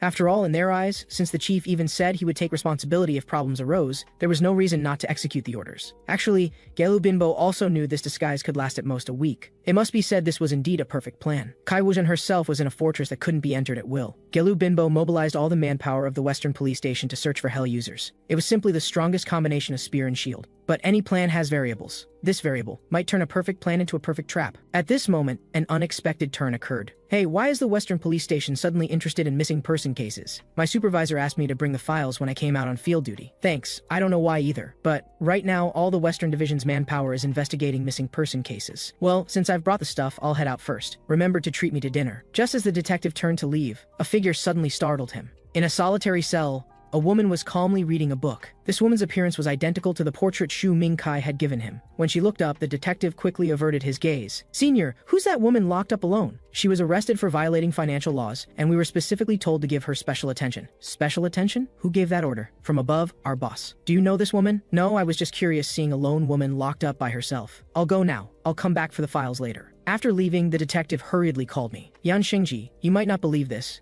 It might even sound ridiculous, but we caught her. Caught what? The fool who got the gangs to protect her, of course. That Hell user is now locked up in detention. Isn't that magical? That evening at the Western Police Station, the officer on duty was dozing off. Suddenly someone poked him awake. That's right, it was Park Away and me. Senior, I'm out on surveillance duty, and I brought the files I forgot to take during the day. Let's go, let's get some fresh air outside. Have a smoke. He's a newcomer to our department, let him help you watch for a while. There's a suspect, help keep a good watch. Just like that, Park Ae-wei successfully led the Western police officer away. At this moment, Kai Woo-jin didn't know danger was approaching. She only felt that the light she was reading by was suddenly blocked by something. Looking up, she saw a man wearing a hat staring at her. He said, "Do you think you're very clever?" This was indeed a good plan, using demonic abilities to control public authority, then hiding herself in a detention center where other Hell users couldn't easily reach. But you're not good at calculating variables, and in the end you handed victory to others. At this point, Kai Woo-jin once again recalled the fear of being dominated by Bahan. "Hello, I'm Bahan, the one who called you before," facing this person who easily manipulated her and eliminated Lu Nengan, whom she once considered a formidable enemy. In what should have been the safest place, what could she possibly do? Acting separately from Galu Binbo, she now had no ability to resist. Facing Yan Shengji, who had activated the Hell Key, rather than being dragged into hell, she'd rather end it herself. Actually, I never expected Kai Woo-jin to be caught this way.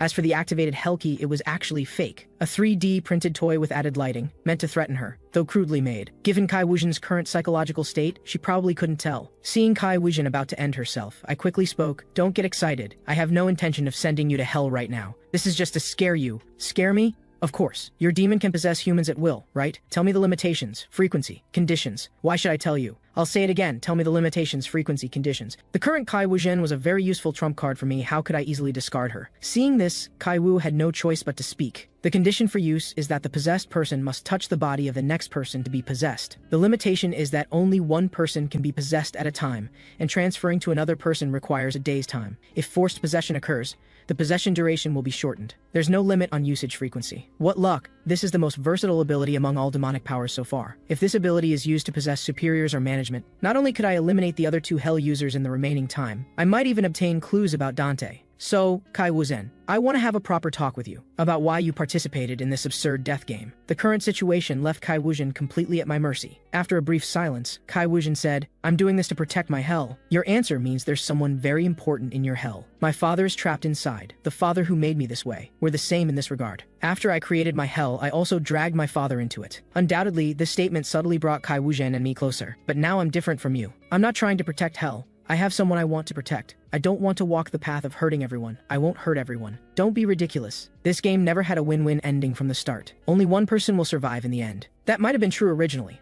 But now, what if I told you I have a way to end the game? Or that I have a method to keep everyone's hell intact while completely ending the game? If that's the case, would you accept my proposal? Does such a method really exist? At this point, I explained to Kai Woo-jin my additionally developed mini-game of capturing Dante within the current blood battle. Listening to my explanation, Kai Woo-jin understood that while the plan sounded feasible, executing it would be extremely difficult. "Can you guarantee it will succeed? What happens if it fails?" "If it fails, of course we all go to hell together." "Don't say such absurd things here when you're not even sure of success. Whether it succeeds or not, if you refuse now, you'll be dragged to hell immediately. And if during our alliance you betray me or don't give your full effort, I'll send you to hell anytime." "Miss Kai Woo-jin, you're a smart girl. I think you'll make the right choice. The current situation might seem like a confrontation, but it's actually a one-sided crushing defeat, or more like a final conversation with a death row inmate." Does Kai Woo-jin have any way to escape? The answer is obviously no. All Kai Woo-jin can do is surrender. Later, we returned to the police station. With one eye contact between me and Park Ae-wei, the detective knew everything had succeeded. The two left the Western police station. I said, "From now on, Kai Woo-jin will use the police chief's identity to investigate Hell user intelligence and report it all to us." "That's really great. Kid, don't you have something to say to me? If you want to thank me, say it out loud. Don't be shy." At this point, our team was finally assembled. Me as the main planner, Shu Ming-kai for finding Dante, Yu with convenient identity, Gaga Ka for confusing enemies, and Kai Woo-jin with more comprehensive functions.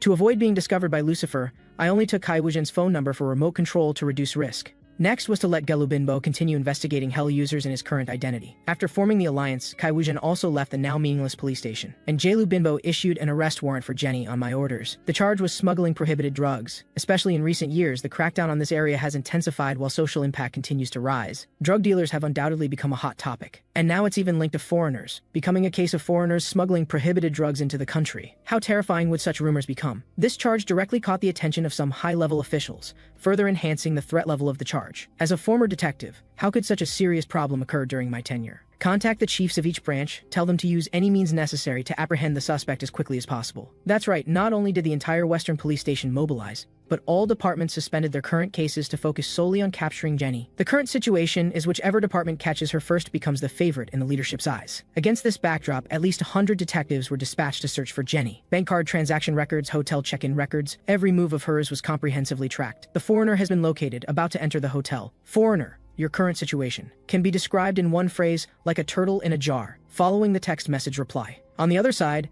Gelu Binbo also issued orders. Enter immediately. Remember to work together in the arrest. A full 14 detectives participated in the operation. As the door opened, everyone rushed in. Jenny, you're under emergency arrest on suspicion of carrying and distributing drugs. You have the right to a lawyer, but everything you say will be used as evidence in court. Jenny, who had just finished bathing, looked at the scene before her and what they were saying, feeling completely confused. Why was an arrest warrant suddenly issued? This must be a trap by Hell users. Is it a demonic ability? Or is there a high-level manager among the Hell users? Either way, let's escape this crisis first, Sumama. The crowd, unable to see the demon, thought Jenny had ingested drugs and was hallucinating. Jenny saw the Hell key on the bed. Without waiting for anyone to react, she lunged for it, and Sumama activated her ability. Sumama's power could be said to make the impossible possible within range. It could be called the ultimate move to overcome the greatest crisis. It could also be understood as simultaneous enhancement and limitation of abilities. The original method for opening Hell's gates was standardized for all players. First, a distance limitation of about 8 meters. Second, a limit of 8 people to be pulled in. Finally, the user must know that the target's sin corresponds to the Hell they can open. Theoretically,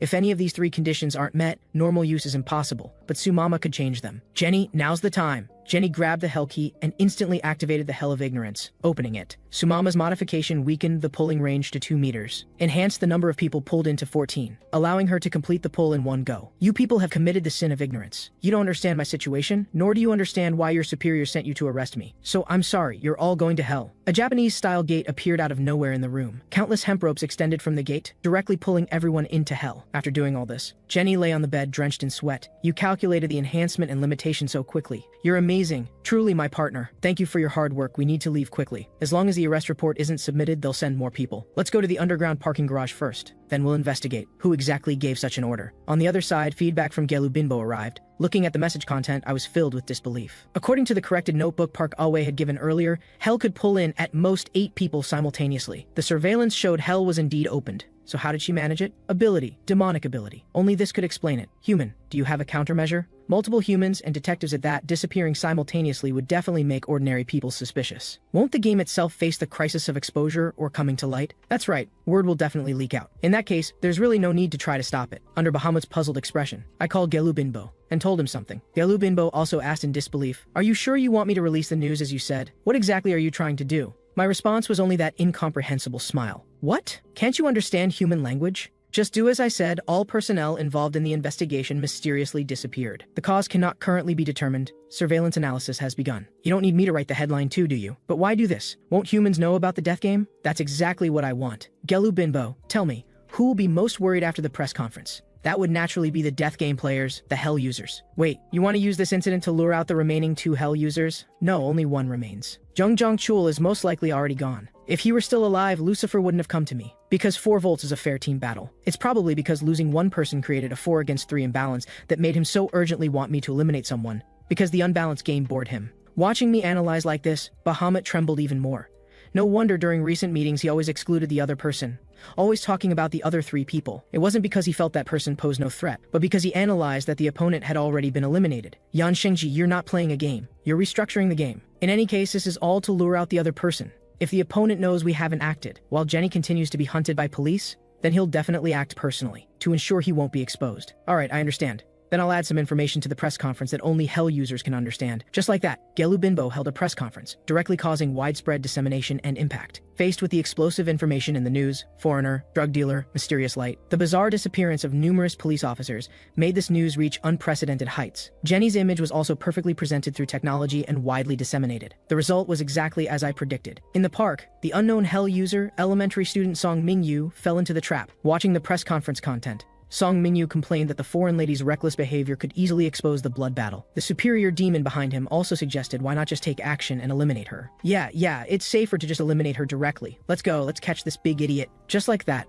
Song Mingyu began hunting Jenny. Thanks to the press conference's impact, citizens paid high attention to Jenny's whereabouts. Someone spotted her 2 hours ago. It's dusk now, she'll definitely return to her residence, so she must be nearby. Let's go. Now, everything began unfolding according to my plan. Even the most perfect plan has loopholes and obstacles. Just as I was about to leave, I ran into Park Awe. Park Awe's face was twisted with rage. Without waiting for me to ask, he grabbed me directly. Seizing my collar, he demanded loudly, "Hey, Yan Shengji, have you lost your mind? Brother, what's wrong? Speak slowly. What's wrong? Don't you know? You used detectives to capture the foreigner. Wasn't it reported that 14 detectives went missing? Doesn't that mean they were imprisoned in hell? Why did you drag ordinary people into this? They're all seniors I've met before, all good and kind people. Do you think it's reasonable to imprison good people in hell for life? I quickly explained. I didn't know they'd be imprisoned in hell either. This was completely an accident. That person did something that could expose their identity to create an escape opportunity. The warrant was just meant as a tracking method. I never expected such a thing would happen during the arrest operation. After a brief silence, Park Awe calmed down considerably. We were both too hasty. Let's be more careful in the future. What you did was wrong. Using others as bait to survive is an act of injustice. I understand. Let's capture that foreigner ourselves. After we catch them, I'll let you personally judge them. I'm about to take action now. Though I couldn't prevent the accident, at least let's help them get revenge. Good, let's go. Let me judge them. But was this really as Yan Shengji said? Actually, I knew from the beginning that Jenny couldn't be easily arrested, and if she didn't surrender obediently, I'd use her to draw out the last Hell user. I even knew that accomplishing this would require ordinary people to sacrifice their lives, because I knew I needed to save more valuable people and myself. So, I'm sorry. But besides that, I really don't care about anyone else. If I said this, you'd definitely be angry. Though your meddling nature shows you're a good person. But your heart is too soft. Since everything is now ready, let's begin the warm-up game before the Dante strategy battle.